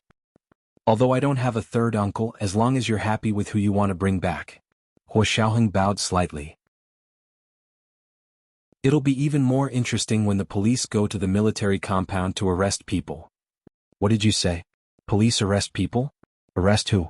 Grandfather Huo felt that something was wrong. What did you do to Zhang Feng? I didn't do anything. Huo Xiaoheng denied it flatly. I was just reminding the military audit office that someone was desperate and wanted to secretly transfer the money away. She won't. I believe she wouldn't do such a thing. Grandfather Huo was very emotional. He walked a few steps forward in his slippers and waved his arms loudly. Let her see me. Confront her face to face. It's too late. Huo Xiaoheng followed behind Grandfather Huo and shook his head. The military police have already arrested head nurse Zhang. Arrested? What right do they have to arrest my people? Grandfather Huo turned around abruptly and glared at Huo Xiaoheng. And you say you didn't do anything? If it wasn't for you, would she, a military doctor, be able to mobilize the military police to arrest people? Huo Xiaoheng shrugged. If that's what you think, I have nothing to say. But she's not a military doctor, she's just a nurse. Don't remember wrongly. Doctors and nurses are different. Grandfather Huo was furious. He grabbed his coat and put it on. I have to go find old Ji. I can't just arrest her like this. At this point, Grandfather Huo still refused to come to his senses. Huo Xiaoheng knew that there was nothing else he could do. Even if there was a way, he didn't want to use it. He stood in the middle of Grandfather Huo's bedroom with a sullen face and watched as Grandfather Huo buttoned up his coat with trembling hands and walked out. Father. Grandfather. Zhang Baochen, Zhang Wenna and Zhang Wenjie saw Grandfather Huo coming down from the second floor and rushed over. Father. A few soldiers took mother away just now. Zhang Baochen was extremely anxious. Can you go and see now? Grandfather. It was so scary just now. Where's eldest cousin? Didn't he go up just now? Zhang Wenjie and Zhang Wenna surrounded grandfather Hua on both sides and chattered non-stop. Their voices came one after another, like a swarm of bees buzzing in grandfather Hua's ears. Grandfather Hua waved his hand weakly and sat down on the sofa in the living room. He lowered his head and thought for a while. Looking at the fine Middle Eastern plush floral carpet on the floor, he said slowly, I need to find out more about your mother. As for you guys. He looked up at the four anxious faces in front of him. Do you have any other places to stay? The house under your mother's name is probably uninhabitable. What? Zhang Baochen was shocked. Why can't we stay? This is our home. We don't have any loans. We don't owe the bank money. Don't ask so much first. I'm just asking if you have any other places to stay. Grandfather Hua's face darkened as he scolded Zhang Baochen. You're the backbone of the family when something happened to your mother. How can a man cry like this? Look at yourself. Zhang Baochen had never experienced something like this in his entire life. Although he was an illegitimate child, he had an illustrious father. He had always been the most pampered one in his maternal grandmother's family. When he grew up, under Zhang Feng's protection, he developed the habit of not taking responsibility. He had his mother to earn money, his wife to have children, a nanny to take care of the children, and servants to take care of the household chores. All he had to do was go to work and go home to chat with grandfather Hua. He never thought that his biological mother would be taken away by the military police one day. Father, don't you have a house under your name? It's in Jichuan precinct. Let's go there. Zhang Wenna saw that her father was not doing anything and had to make the decision herself. Qin Shihui quickly nodded. Yes. Let's go to Jichuan precinct. Grandfather Hua stood up in relief when he saw that they had a place to stay. Let's not waste any more time. Quickly pack up and move out. The four members of the Zhang family and the servants packed up together. Hua Xiaoheng walked through the chaos and came to grandfather Hua's side. Grandfather, please. Grandfather Hua's face darkened as he left Chaoyang with him. They returned to the Hua residence in the military headquarters. Grandfather Hua and Hua Xiaoheng did not say a word on the way back. They returned to the Hua residence in silence. Hua Xiaoheng did not even get out of the car. He watched as the metal gates opened and Hua Guanshan and Hua Jialan came out to take grandfather Hua in. The next day, the largest trading company in Z City, Deshang Industries, discovered that their bank accounts had been frozen. On the second day of the Lunar New Year, the company's chairman, Zhao Da, personally went to the bank to inquire. Chairman Zhao, you almost screwed us over. Your company is currently being audited by the military, and you didn't tell us. Companies that are audited by the military are not allowed to remit funds overseas before the audit is complete. Don't you know this rule? It was the third watch. On the first day of November, the relatives looked at their ticket folders. There were no monthly tickets left. Moi. Chapter 342. Zhao Da's face fell. He was tongue-tied for a long time before he managed to say, How is that possible? We have people above us. Like hell we have people. The bank manager in charge of Deshang's accounts rolled his eyes. People above us will be audited by the military? Are you stupid? Zhao Da glared at the arrogant big account manager, his face turning purple with anger. In the past, when she saw him from afar, she would call him Boss Zhao, Boss Zhao, Boss Zhao, calling him more affectionately than her own father. As soon as something went wrong, he would immediately turn hostile. Just you wait. I'll go back and ask. I'll make you swallow everything you said today. My people above us, they'll scare you to death. Zhao Da stormed out of the bank and called his son as soon as he got into his car. His son Zhao Liangshan married the Zhang family's daughter, Zhang Xiaocui, because of the Zhang family's relationship with the military. Otherwise, with their family's wealth, why would they rush to marry a girl from a poor family? That girl was just average looking. If it wasn't for her aunt's connections, the Zhang family would only be servants for the Zhao family. Liangshan, have you reached your aunt's house? Zhao Da asked as soon as the call went through. Tell her to get the chief to help. Our bank accounts have been frozen. Zhao Liangshan sat on the sofa in Zhang Baochen's living room, stammering as he didn't know how to answer his father. He, his father-in-law Zhang Qing, and his wife Zhang Xiaocui had flown overnight to D capital. They had just arrived at the Zhang family when they received the bad news from Zhang Baochen. Zhang Feng had been arrested by the military police. Why aren't you saying anything? Zhao Da panicked. If you're not saying anything, get your father-in-law to talk to me. Zhao Liangshan quickly passed the phone to his father-in-law and said bitterly, It's my dad. What's up? My family's bank account was still frozen. My dad lost his temper. Zhang Qing took the phone immediately, his face full of smiles. In-law, why are you calling so early in the morning? We just arrived in D capital and haven't had the chance to visit my sister and brother-in-law. Brother-in-law? When did you have a brother-in-law? Zhao was shocked. Your sister. Hadn't she been a mistress all her life? Zhao didn't dare to finish his sentence. He only muttered in his heart. Zhang Qing forced a smile. Why can't I have a brother-in-law? My sister has been with the bureau chief her whole life. She can't possibly be nameless, right? My sister said that after the new year she'll get married to the bureau chief. Doesn't that make him my brother-in-law? Really? This is a joyous occasion. When Zhao heard this, he was overjoyed. He looked up at the hazy sky above him, which seemed to be blue and shiny. Ah, but when will the banquet be held? Do you want to hold a banquet in our city? Let me tell you, as long as you bring the bureau chief back, I'll book the biggest restaurant in the city for 3 days and 3 nights. I can even afford to treat everyone in the city.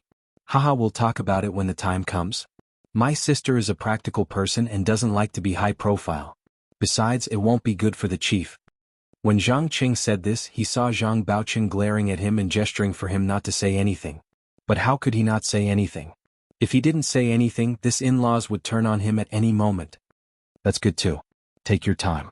Oh yes, about our company's bank account, find a chance to mention it to your brother-in-law. Ask him to get someone to call our bank and unfreeze it. It's no trouble at all. It's just a phone call. Zhao wasn't worried at all now. Their previous relationship was shady. Although there were benefits, it wasn't secure. Now that she could be the bureau chief's wife, the Zhang family status was even more extraordinary.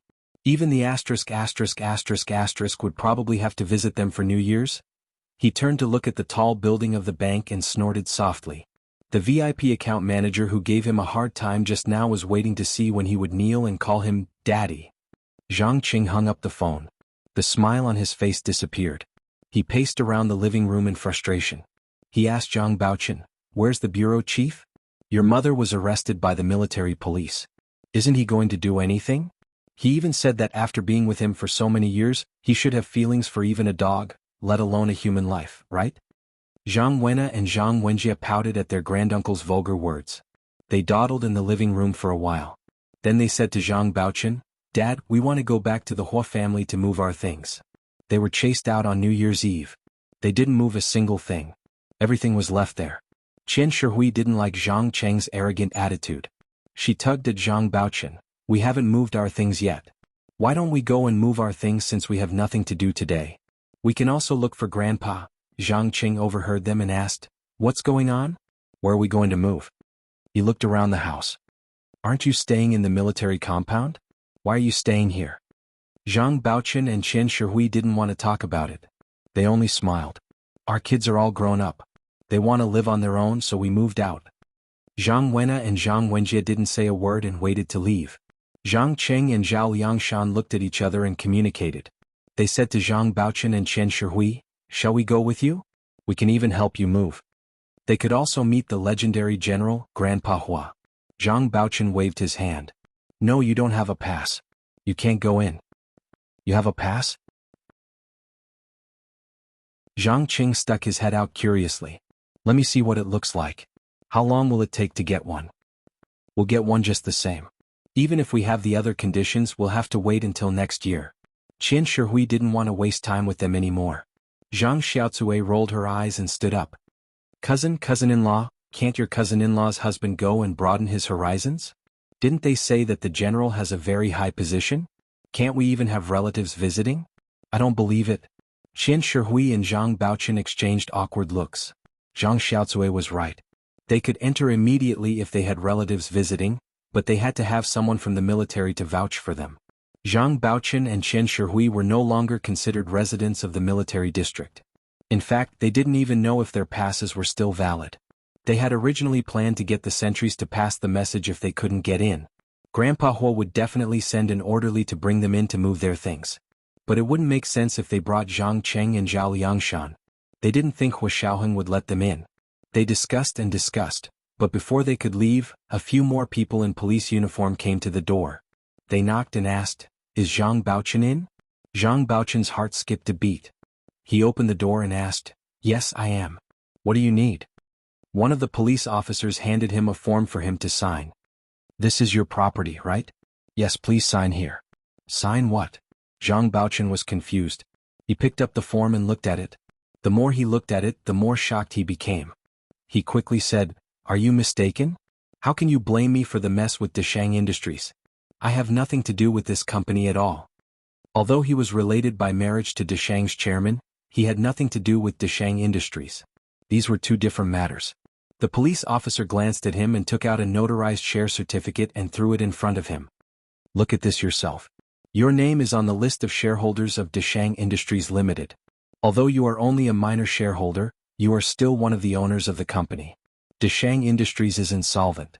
According to the law, all the owners of the company have to compensate for the losses caused to the company according to the size of the shares. If you don't have the money to pay, all your assets will be auctioned off to pay off the debt, including your house." When did I become a shareholder?" Zhang Baochun's eyes bulged. "Are you kidding me? I never knew about this." He looked at his wife, Qian Shihui, for help. Qian Shihui blushed. Zhang Baochun's position as a minor shareholder was secretly arranged by Qian Shihui after she mentioned it to Zhang Feng. It was to give their family more assets. Zhang Feng's 20% shares in Deshang Industries were all given to her by Zhaoda. She didn't spend a single cent on it. In order to put Zhang Feng at ease, Zhaoda agreed to her request and gave Zhang Baochun 5% of the shares as a bonus. Zhaoda owned 65% of the shares, and the remaining 10% was held by his family. Qian Shihui usually handled the shareholders' meetings and dividends on Zhang Baochun's behalf. Zhang Baochun really didn't know about it. What does it matter if you knew or not? You're a shareholder legally, so your assets have to be used to pay off the debt. The police ignored his excuses and pointed at the form. "Sign it." This was the first watch. Guaranteed monthly votes for the suitors. And recommendation votes. 1 in the afternoon on the second watch. Do we still need the third watch today? Let's hope the relatives vote more monthly. Mwah.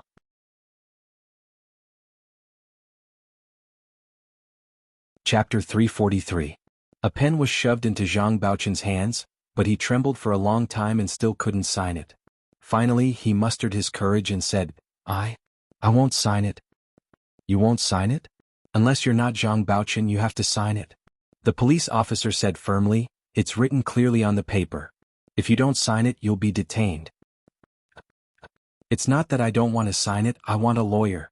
I want a lawyer to represent me and I'll sign it after I'm clear." Zhang Baochun finally regained his senses and put down the pen, refusing to sign it. "A lawyer?" The police officer was taken aback. "Do you have a lawyer? Needing a lawyer just to sign something? Rich people really have a lot of problems." "I do, I'll call my lawyer right now." Zhang Baochun was in a rush to get the best lawyer to represent him in dealing with the police. The crimes committed by Deshang Industries were still within the scope of the military's internal audit, and because of Zhang Feng's relationship with grandfather Hua, the military had no intention of taking it to court. The police were only there to help the military verify basic information, and were not sent by the court. Therefore it was completely legal for Zhang Baochun to get a lawyer to represent him. If he wanted a lawyer, the police couldn't stop him. "Then call them right now." The police officer took back the form. "We'll wait here." Zhang Baochun's face was tense as he turned around and went inside. He went to the study on the second floor, turned on his computer and quickly searched the internet for the best law firms in the country, but all his calls were answered with voicemail. It was the second day of the new year, and even if there were any on duty, it was almost noon now and perhaps lunchtime. A sweet robotic voice sounded from the phone. "Hello, if there's an emergency, please call 110. If it's a criminal case, please press 1. If it's a financial case, please press 2. If it's a legal representative, please press 3. He pressed a series of numbers, but it only went to a voicemail for him to leave a message. How could Zhang Baochun have time to leave a message? The police were waiting outside, and if he didn't call a lawyer over immediately, they wouldn't let him go. He anxiously searched the Imperial Capital's local website, trying to find a reliable law firm that could also hire people to be his agent. His mouse pointed to a law firm called Monarch Descends. This law firm was established not long ago and was not considered big. It had a team of less than 15 people, but its boss was very powerful. According to the online introduction, he was a partner of the largest law firm in the United States and a tenured professor at Harvard Law School. He had fought a long list of cases, and one of them was against the U.S. military. This lawyer even dared to defy the U.S. military, let alone the Wuxia Empire. Zhang Baochen rubbed his chin and quickly browsed through the law firm's website before making a call. "Hello, this is the Monarch Descends Law Office. How may we help you today?" It was actually not an electronic voice message system. Zhang Baochen became even more agitated. He tugged at his bow tie and asked eagerly, "Hello, I'm in urgent need of a lawyer to represent me. Could you please send one over immediately?" The voice on the other side of the phone seemed to pause for a moment, then said politely, "Can you tell me the details? It's the second day of the Lunar New Year right now, so it's not easy for us to find someone, but we'll try our best to find you a suitable lawyer, so please tell me the details." Zhang Baochen hurriedly explained the situation and added, "They're outside right now and want me to sign a form, but I don't know if I should sign it." The woman on the other side of the phone paused for a moment as if taking notes, then quickly asked, "How did the police determine that Deshang Industries is insolvent? It shouldn't have happened so quickly, right?" "I don't know either." Zhang Baochen didn't want to talk about the military. He had finally found a reliable person to answer the phone, and it wasn't an electronic voice. He was worried that he would scare her away. "Mr. Zhang, you have to tell me the truth. If you tell me half of the truth, you're not harming us but yourself." The woman's voice was very gentle. "No matter how things go, we will still charge you, so all the losses will be borne by you. Think again, is there anything else you haven't said?" Zhang Baochen was defeated by this woman, so he had no choice but to tell her everything he knew bit by bit. There was a pause for a full 2 minutes, so long that Zhang Baochen thought she was going to hang up. In the end he heard her say, "Okay, we'll take it. Where are you? I can find a lawyer of our firm to represent you." "Huh? Really?" Zhang Baochen heaved a sigh of relief, feeling alive again. He wiped the sweat off his forehead and said, "I'm at room 1043, Block C of Baolong Court, Jichuan District, 4th Ring Road. Can he come over immediately?" The woman smiled. "I'll give him a call right away. May I know how to address you?" "My surname is Wen Shuyi." Wen Shuyi put down the phone and laughed softly. She didn't celebrate the Lunar New Year here, so the first and second days of the Lunar New Year were meaningless to her. She had come to the law firm alone to prepare materials and prepare for her classes, but she didn't expect to get a job like this. She sent the payment information to Zhang Baochen, asking him to pay a deposit of 100,000 yuan first, and the lawyer's fees would be deducted from the deposit. Zhang Baochen quickly transferred 100,000 yuan over. When Shui saw that the money had been transferred and called Lawyer Jean. "Lawyer Jean, someone is looking for a legal representative. It's urgent. Are you free?" Lawyer Jean had been fired from JD Law Firm because he lost by Jeannie's case. Other law firms in Imperial Capital didn't want to hire him because they were afraid of offending the Bai family. Only the foreign law firm, the Sovereign Descends, gave him a chance. He was trying his best to get back at them and win back his honor as the lead lawyer. He was having lunch with friends and relatives when he received Wen Shuyi's call, but he quickly agreed. "No problem. Where is he? I'll go right away." Wen Shuyi nodded with satisfaction. "I've sent the details to your email. You'll see it right away. The person's name is Zhang Baochen. His address is room 1043, Block C of Baolong Court, Jichuan District, 4th Ring Road. His phone number is 136X*X*X. Okay, got it." Lawyer Jean unlocked his phone and saw that Wen Shuyi had already sent an email to his work inbox. He opened it and skimmed through it. He was immediately excited. Wen Shuyi's memo was very well done. Not only did it detail the ins and outs of the case, but it also introduced the people behind it. For example, Zhang Baochen was only a manager in a financial company, but his mother, Zhang Feng, was the head nurse of He Xuanong, the second in command of the Supreme Military Council. Although He Xuanong had retired, he still held the rank of general. His son, He Guanchen, was the director of the military political department, and his grandson was the famous Major General He Xiaoheng. Jean Dezhuang couldn't be more familiar with this string of names. Bai Jini's lawsuit was against the He family. Luo Xinxue, whom Bai Jini was accused of murdering, was the widow of the He family's eldest son, the late Colonel He Guanyuan. He'd seen He Xiaoheng in court. When he thought of He Xiaoheng, he couldn't help but think of Gu Nianji, who had caused him to lose so badly. Lawyer Jean, as He Xuanong's head nurse, is Zhang Feng close or distant to him?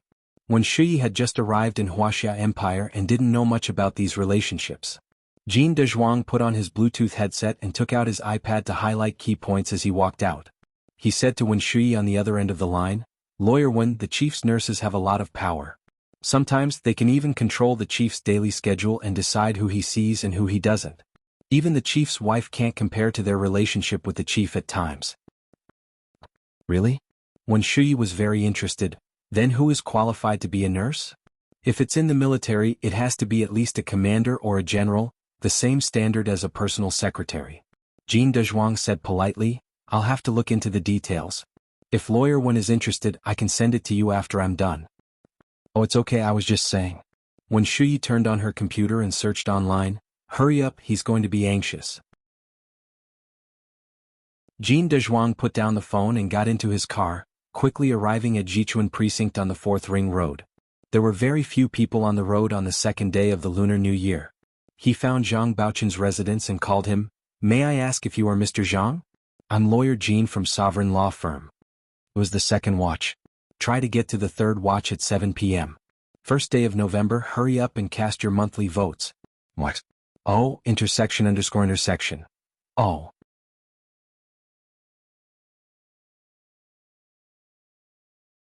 Chapter 344. Lawyer Jean, you're finally here. Zhang Baochun almost jumped out of the door and hugged Jean de Zhuang's arm. "Hurry up and help me. Help me."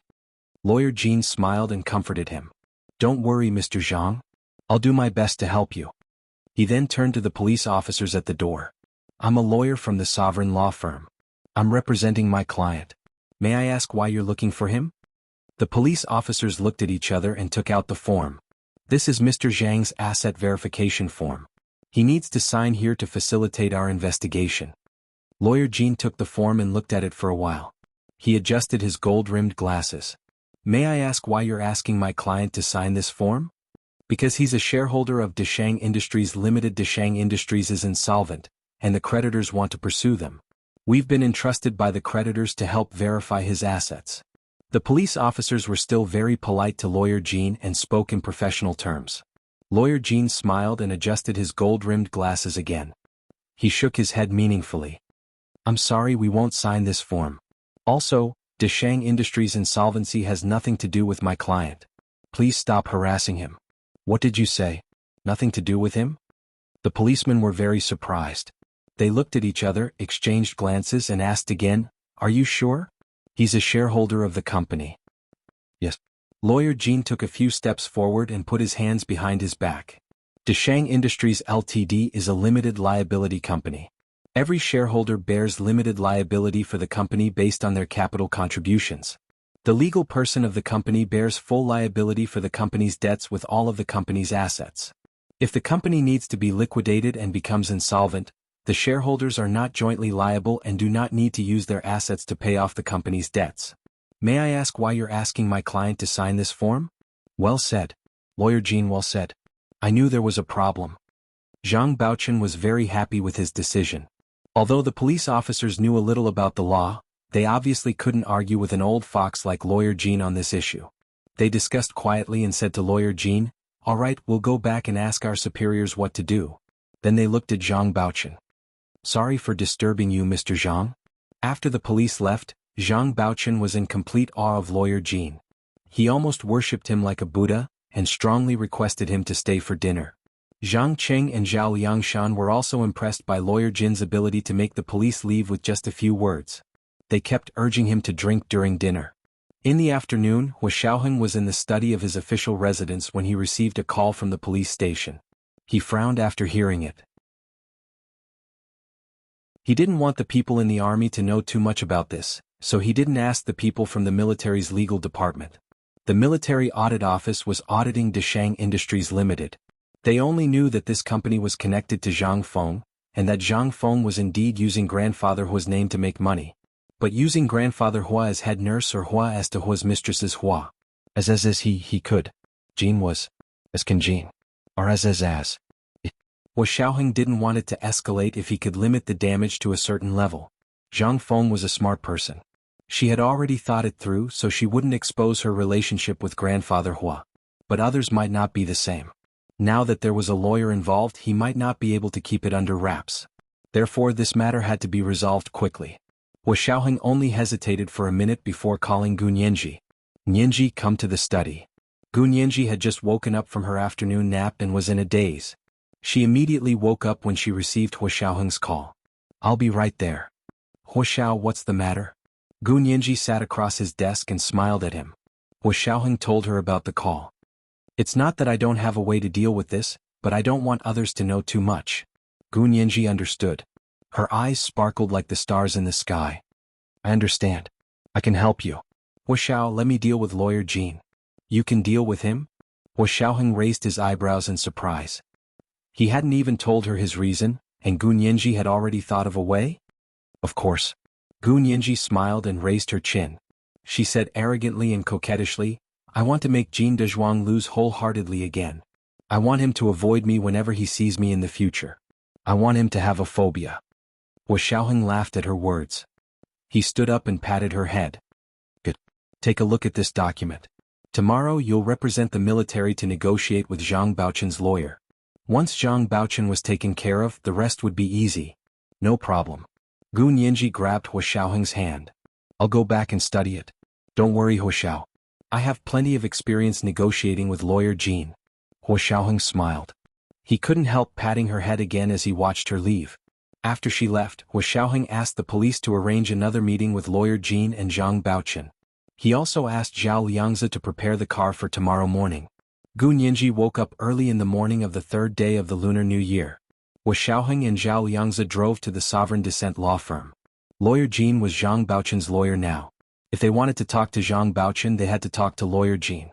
Hua Xiaoheng didn't go up. He sat in the car and waited for her. Gu Nianji walked into the elevator with Zhao Liangzi. The Sovereign Descent law firm was on the 36th floor of the building. When Gu Nianji entered, she saw that the wall beside the door was engraved with shiny black letters.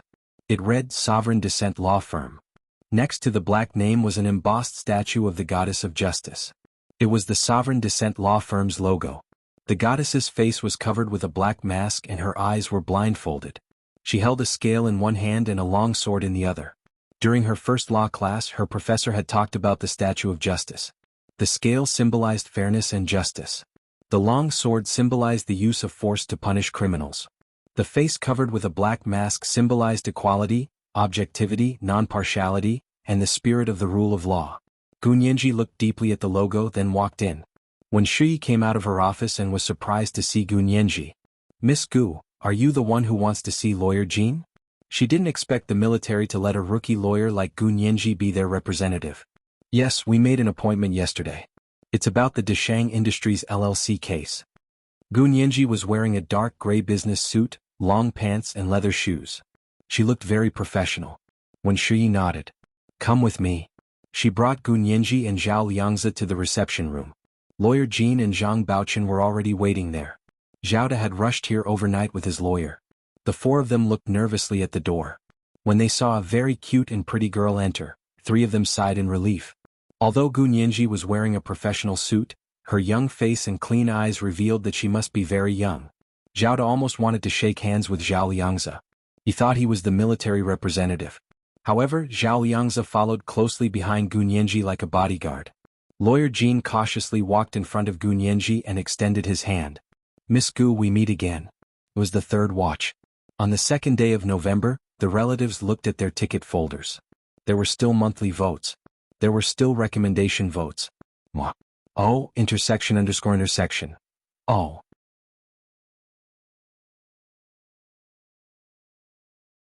Chapter 345. So this young lady, Gu Nianji, who looked like she hadn't even graduated from university, was the lawyer sent by the military? Zhao De breathed a sigh of relief. He looked at Lawyer Jean, who looked like an elite, and then at the delicate little girl across from him. She was even younger than his granddaughter. What was she capable of? She must have gotten into the military through connections. He sat back on the couch by the window and crossed his legs. He took out a cigarette to smoke, but when Shi stopped him in time. Mr. Zhao, this is a non-smoking office. If you want to smoke, you have to go outside the building. Oh really? Then I won't smoke. Zhao De smiled sheepishly as he crumpled the cigarette into a ball and threw it into the bin. He looked at Lawyer Jean and was slightly taken aback when he saw that Lawyer Jean looked like he was facing a formidable enemy. Lawyer Jean had already sat down cautiously with Gu Nianji on both sides of the conference table. Zhang Baochen sat next to Lawyer Jean and looked at Gu Nianji. He wondered if Hu Xiaoheng was here as well since Gu Nianji was here. Zhang Baochen recognized the man who came with Gu Nianji, Zhao Liangzi. He was Hu Xiaoheng's personal secretary. Why was he here with Gu Nianji? Did Hu Xiaoheng have something to do with what happened to Deshang Industries? Zhang Baochen's mind was running wild as he heard Lawyer Jean start talking non-stop. Miss Gu, are you here today on behalf of the military to ask my client to sign this asset investigation form? Lawyer Jean shook the faxed copy in the air. Gu Nianji nodded. Of course. You didn't sign it yesterday, so I had to make another trip today. She then looked at Zhang Baochen. Mr. Zhang, I'll ask you again. Are you going to sign this asset investigation form or not? When Gu Nianji wasn't smiling, she had an aura of silence. Even a timid person would be intimidated by her and agree to her request without even realizing it. Zhang Baochen clearly knew that Gu Nianji was an orphan and was completely relying on Hu Xiaoheng to intimidate her. But when he saw her dark eyes, his heart trembled and his back broke out in sweat. He stammered as he looked at Lawyer Jean and braced himself to say, "Lawyer?" Lawyer Jean said, "What did Lawyer Jean say?" Gu Nianji cut him off and once again exerted psychological pressure on him. Gu Nianji had studied these negotiation techniques before.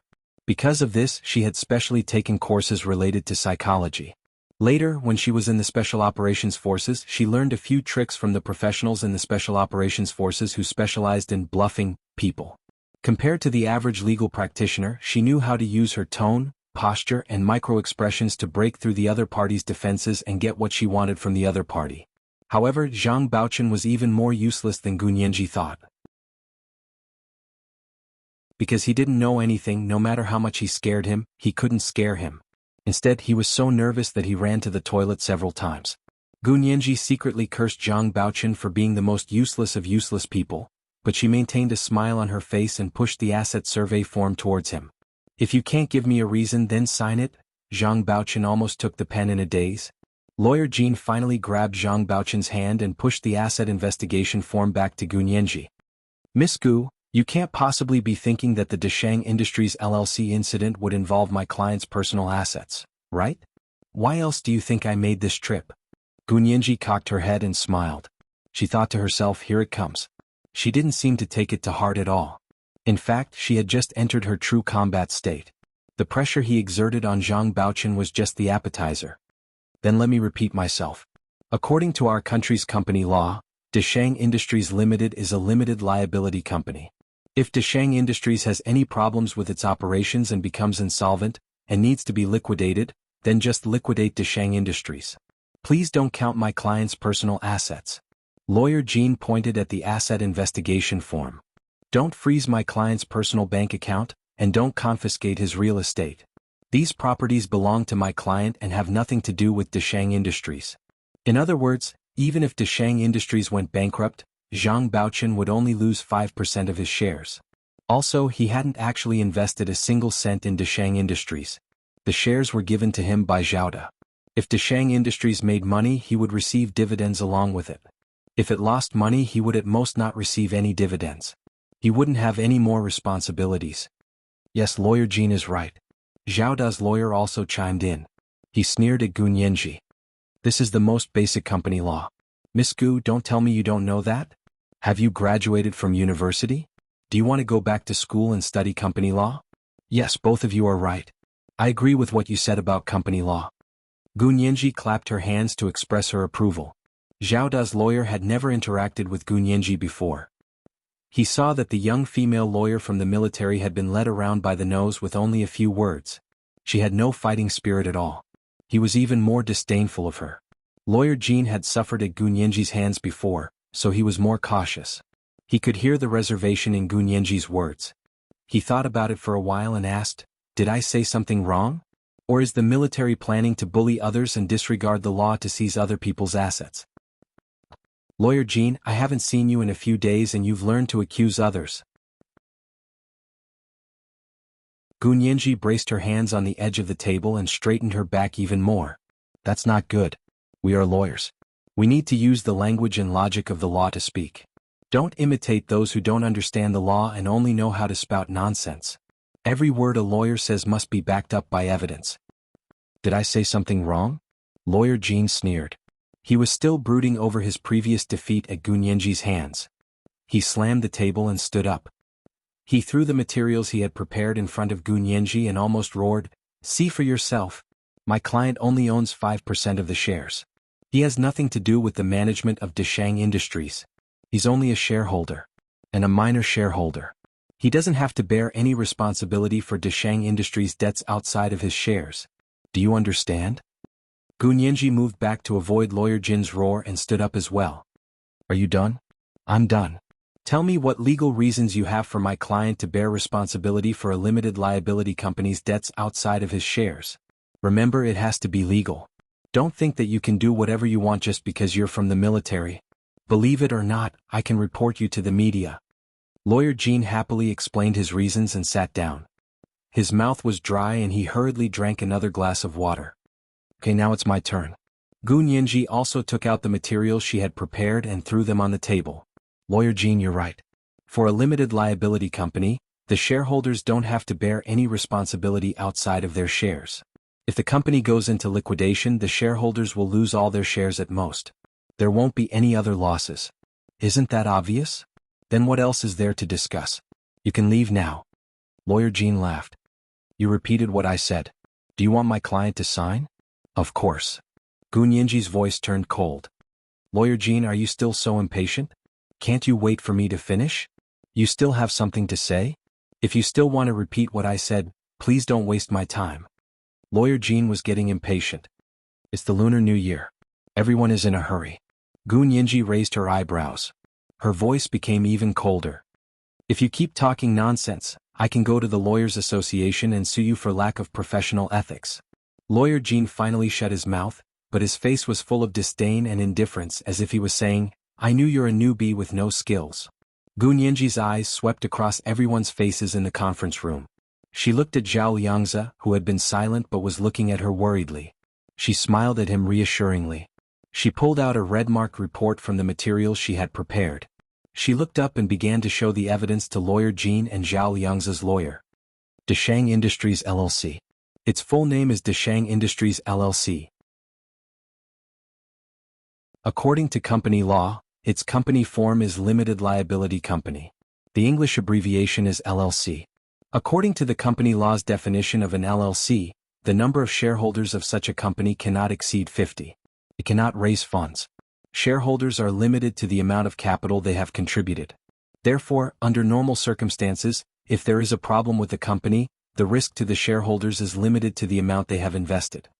Lawyer Jean crossed his arms. His eyes were about to roll to the ceiling. He had a mocking expression that said, "I knew you were memorizing." But Gunyenji changed the topic and glanced at Lawyer Jean again. Lawyer Jean instantly froze. He hated the word, but, the most. *CK. So annoying. What do you mean, but? Why don't you go to heaven? As soon as Gunyenji finished her, but, she paused for a moment. Seeing Lawyer Jean and Zhao Da's lawyer's expressions change, she smiled and said, "Don't forget, there's also a system of denial of corporate personality in company law. It's called uncovering the company's veil. In short, shareholders cannot hide under the banner of shareholders and do whatever they want. If a shareholder uses a limited liability company to commit illegal acts, there is no exemption for the shareholder if there is evidence. In other words, when a shareholder uses an LLC to commit illegal acts, the shareholder not only has to bear the responsibility with their capital, but they also have to bear all the responsibility with their personal assets. This rule was also called uncovering the legal person's veil." Lawyer Jin's mind buzzed. His face turned purple again. He roared in his heart, "F***CK. How could I forget this exception? F***CK. Can't we talk properly and fight the lawsuit?" This was the first chapter. It had 3,000 words. The guaranteed monthly votes for the suitors. And recommendation votes. Today was a little busy, so the second chapter could only be written at 7 in the evening. I can't write it at noon. I hope my friends will vote more. Moi.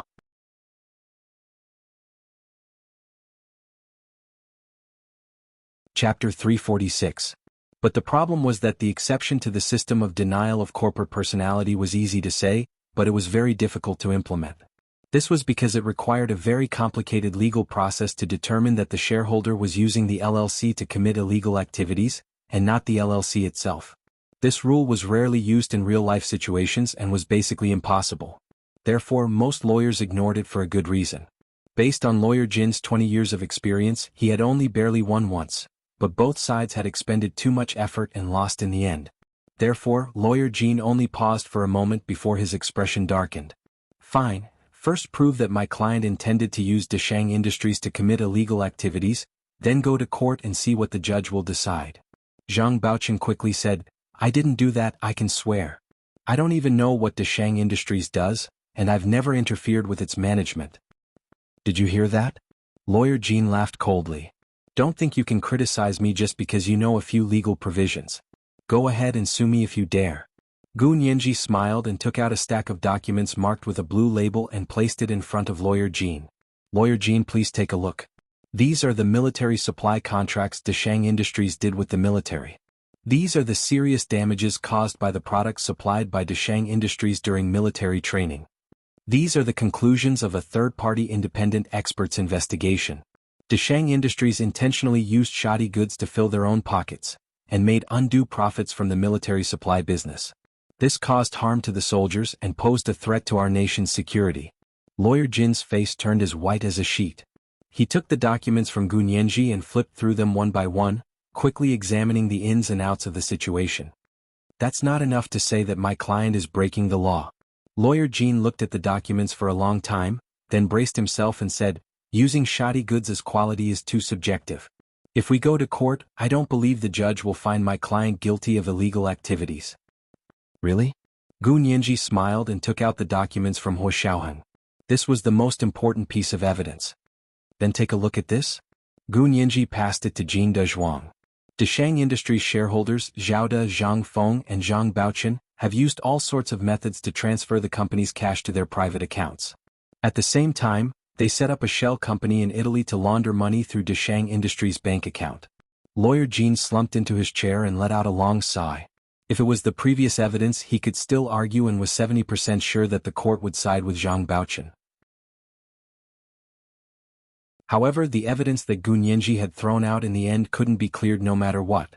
If they really sued Deshang Industries, the court would definitely judge that the shareholders of Deshang Industries had used the LLC to make money. When the crime was proven, not only would he have to pay the compensation, but he would also have to go to jail. Lawyer Jin swallowed with difficulty and looked at Gu Nianji blankly. What if we choose to reconcile? It's simple. Just sign this. Gu Nianji smiled as she pushed the asset survey form back towards him. Then auction off all the real estate on this form and return all the cash in the bank account to the military. I will plead with the military not to prosecute your client. Lawyer Jin nodded with a pale face. I agree. Zhang Baochen exploded. He jumped up and pointed at Lawyer Jin's nose. Are you out of your mind? You're my lawyer. Why do you have to listen to everything she says? All these assets are mine. Mine. Why do I have to pay the debts of that stupid company? I don't even know what they owe. Gu Nianji looked down at her documents and found a copy of Zhang Baochen's signature. She pushed it to the other end of the conference table. Mr. Zhang, look at this yourself. This document has your signature and fingerprints. What document? Zhang Baochen took it in confusion and flipped it open. He immediately jumped up. This. I don't remember signing such a document. The document was a letter of authorization for Deshang Industries to set up a branch office in Italy. The sole purpose of that branch office was to evade the audit in the country and transfer most of the assets overseas to launder money. It's fine if you don't remember. You just have to confirm that this is your signature and the fingerprints are yours, Gu Nianji said nonchalantly. Gu Nianji said nonchalantly, the law only recognizes evidence. What you think in your heart has little to do with this case. Zhang Baochen's hands trembled and his mouth twitched. He actually remembered that his wife had asked him to sign it. She said it was related to Deshang Industries, so he signed it. He didn't expect it to be a trap. Zhang Baochen was so angry that he threw the document on the table and said angrily, My wife made me sign all this. I don't know what's going on. How can you blame me for this? Mr. Zhang, you're an adult. You have to be responsible for your actions. You're trying to shirk responsibility by saying you don't know? Do you think you're in the right even if you're stupid? Gu Nianji resisted the urge to roll her eyes and ignored Zhang Baochen. Lawyer Jin, do you understand now? Gu Nianji chose to communicate with lawyer Jean. The military audit office said that Deshang Industries was insolvent, and asked them to use their private assets to repay the debt. The major shareholders of Deshang Industries, Mr. Zhao and Ms. Zhang, intentionally lied to the military. Not only will they have to cough up the illegal profits, but the military will also have to sue them in court. It's useless even if they declare the company bankrupt. Not only will they lose all their assets but they'll also have to go to jail. This was a crime and they had to bear legal responsibility. It didn't mean they could get away with it just because they were a shareholder. Zhang Baochen finally understood and pulled lawyer Jean anxiously. Lawyer Jean, I don't want to go to jail. I don't want to go to jail. Help me fight the lawsuit. I'll pay any amount. As long as he didn't go to jail, he didn't care if he lost all his assets. Gu Nianji snorted and pushed the asset investigation form. Mr. Zhang, you should sign it. According to your shares, you'll have to bear 265 million of the 5.3 billion military losses. Sell all the assets under your name and add that to your bank account. That should be enough. Lawyer Jean sighed and advised Zhang Baochen. You don't have any other choice. Just do as Miss says. You won't have to go to jail that way.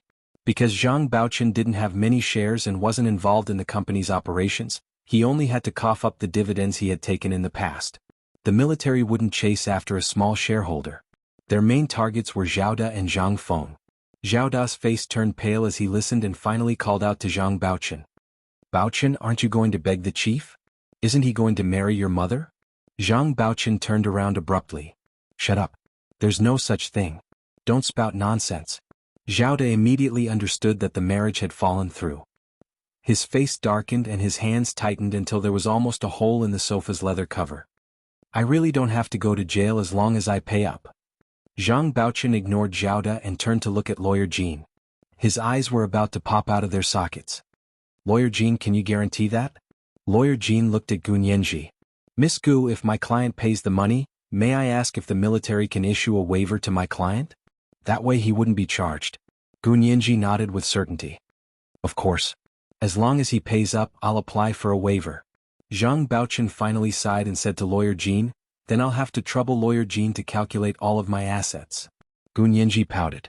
She thought to herself that Zhang Feng was really good at profiteering. She was already a rich woman, yet she still gave her son a huge sum of money, but he had to spit it out after eating something that didn't belong to him. Zhang Baochen picked up a pen and signed the assets investigation form. At the same time, he also signed the authorization to auction the property. Gu Nianji put away the documents and forms that Zhang Baochen had signed into her briefcase and stood up to leave. She and Zhao Liangzi walked out of the sovereign descent law firm and stood at the elevator. They chatted quietly as they waited for the elevator to come up. Not long after, the elevator dinged and the doors opened. He Zichu, wearing a camel cashmere half-length coat, appeared in front of them, tall and handsome. Gu Nianji instinctively took a step back. This was the first time they had met since the last time she had a conflict with He Zichu at his home. She felt a bit awkward. It was the second watch. Dear friends, please cast your monthly votes and recommendation votes. Mwax.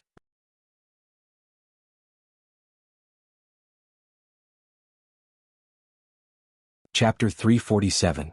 When the elevator doors opened, He Zichu didn't expect to see Gu Nianji there. He looked at her in surprise and blurted out, Nianji, what are you doing here? Are you here to see me? However, he decisively choked the last sentence in his throat and did not say it out loud. The two of them had been in a heated argument that day, and Gu Nianji had looked at him as if she'd seen a ghost. It was only when he'd called her that things had calmed down a little, but she still kept her distance. She would rather die than come to his territory to see him. He Zichu had one hand in his coat pocket and the other holding a briefcase. He suppressed his emotions as he stepped out of the elevator and nodded to Zhao Liangzi, who was standing beside Gu Nianji. Happy New Year, Mr. Zhao. Zhao Liangzi was also surprised that He Zichu would greet him so politely. After all, He Zichu's arrogant attitude had left a deep impression on him back in the United States. Happy New Year, Professor He. Despite his shock, Zhao Liangzi quickly composed himself and returned He Zichu's bow with a professional smile. Gu Nianji had no choice but to say, Happy New Year, Professor He. Yeah, you still haven't answered me. Why are you here?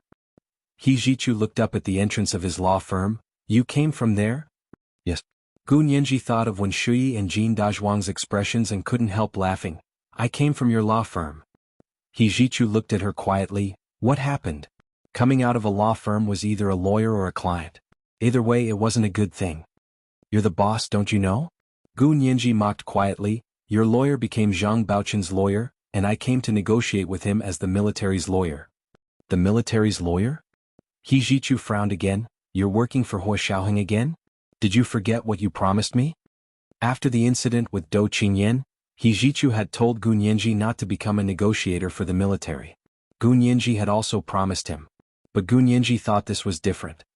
Professor He, I'm representing the military as a lawyer. I'm not an employee of the military. I haven't broken my promise. Gu Nianji had always been eloquent in front of He Jichu. No matter how unreasonable something was, she could still argue it out. It's good that you remember. He Jichu looked at her deeply. Has the matter been resolved? It's settled. Gu Nianji patted the small bag she was carrying. Goodbye, Professor He.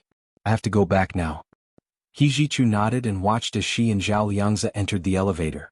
The elevator door slowly closed in front of him, and a downward arrow appeared on the button next to the door. The number on the floor began to change continuously, and He Jichu only turned to leave when the number changed to 1. Entering his law firm, He Jichu looked around.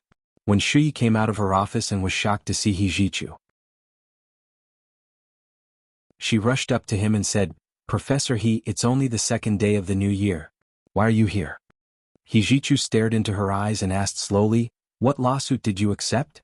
How could it be related to the military? When Shui forced herself to be calm. It's not a lawsuit. It's just a small negotiation. Both parties have reached an agreement and it's been resolved. Is that so? He Jichu strode inside. He passed the reception lobby and turned around the Taihu stone in the middle of the lobby to enter a corridor. On the left side of the corridor was the conference room where Gu Nianji and Jin Dezhuang had just clashed. Zhang Baochun Zhao De and the lawyer Zhao De Brat had not left yet. They were nervously negotiating with Jin Dezhuang. He Jichu stood at the door and watched quietly for a while before reaching out to knock. Jin Dezhuang turned around to see He Jichu. He quickly pushed his chair away and stood up. He walked to his side and bowed respectfully. Mr. He, Happy New Year. He Jichu grunted and looked coldly at the people in the conference room. He said to Jin Dezhuang, have them leave. Come to my office in 5 minutes and tell me everything.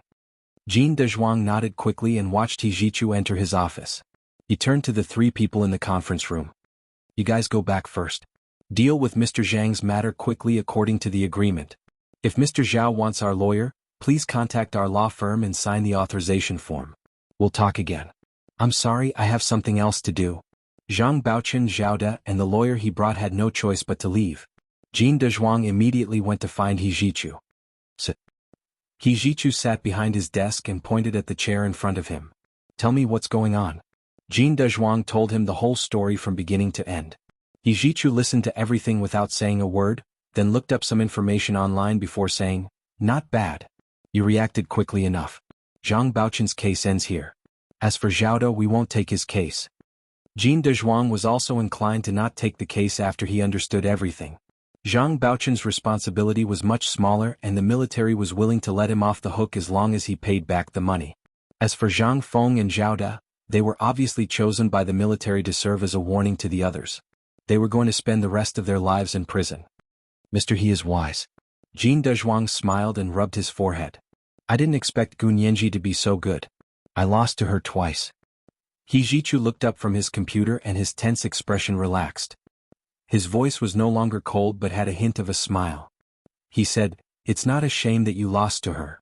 Jin Dezhuang knew Gu Nianji was about to become He Jichu's student and had wanted to please him by complimenting her. He didn't expect He Jichu to be so rude. How much did he value Gu Nianji's ability as a student? Jin Dezhuang muttered to himself and couldn't help but show a shocked expression. He Jichu glanced at him and threw his pen on the desk. He stood up and walked to the window to look downstairs. You don't believe me? She's already so much better than you guys. If she hadn't wasted so much time, she would have been the chief lawyer a few years ago. You can go now and call Wen Shui in. Jin Dezhuang was so humiliated he didn't want to speak anymore. He turned to leave He Jichu's office sullenly and began to doubt his life. Oh, Professor He, why did you want to see me? Wen Shui smiled warmly as she arrived at He Jichu's office. Close the door. He Jichu turned away from the window and put his hands in his trouser pockets as he leisurely leaned against the windowsill. The sun shone in from behind and gilded his silhouette. Wen Shuyi was stunned by his beauty and didn't dare to look directly at him. She turned away slightly and closed the office door. Why did you take Zhang Baochun's case? You better give me a reasonable explanation. He Jichu's voice was cold and his eyes were cold. Wen Shuyi was silent and involuntarily clenched her fists. Why can't I take it? He needs a lawyer. We can provide one and he has the financial ability to pay. Is that so? He Jichu pursed his lips tightly. If you didn't know this case was related to the Hua family, would you have taken it? Am I that kind of person in Professor He's heart? What are you trying to say? Wen Shuyi was a bit embarrassed and almost pushed into a corner by He Jichu's indifferent gaze. She blurted out the words in her heart, Is it because of Gu Nianji? You know what it is. He Jichu's expression darkened. Just because I'm not pursuing the matter doesn't mean I've forgotten what happened in the past. Wen Shuyi trembled and her eyes suddenly widened with fear. Professor He, I didn't mean it. I didn't mean it that way. She was so anxious that she was sweating profusely. She wanted to explain to He Jichu but didn't know what to say. He Jichu's gaze and tone were too hurtful. I don't care what you meant. I've already given you enough chances. He Jichu returned to his desk and sat down. I just sent a message to my family. I'll give you 3 days to pack your things and never come back. You're kicking me out. Wen Shuyi immediately covered her mouth with her hand as tears streamed down her face. She choked out, Why? What did I do wrong? Mr. He won't agree to you being here alone. It's none of your business whether he agrees or not. Don't use my father to pressure me. He Jichu leaned back in his high-back chair. His eyes were cold. If Nianji didn't still see you as her savior, I would have shot you a long time ago. You're still alive thanks to Nianji. You didn't cause trouble for her. This was the first night watch. The guaranteed monthly votes for the betrothal candidates. And recommendation votes. The second night watch was still 7 p.m. They were working overtime. I hope my dear friends will vote more monthly. Moi. You're tuning in to the Han Li's Wuxia Chronicles YouTube channel. We're so grateful for your support and don't forget to subscribe to join us on this incredible journey through captivating stories. Your generosity through donations truly makes a world of difference, as it's the primary source of revenue that allows me to expand and enhance this channel for you. Thank you from the bottom of my heart for being a part of this adventure.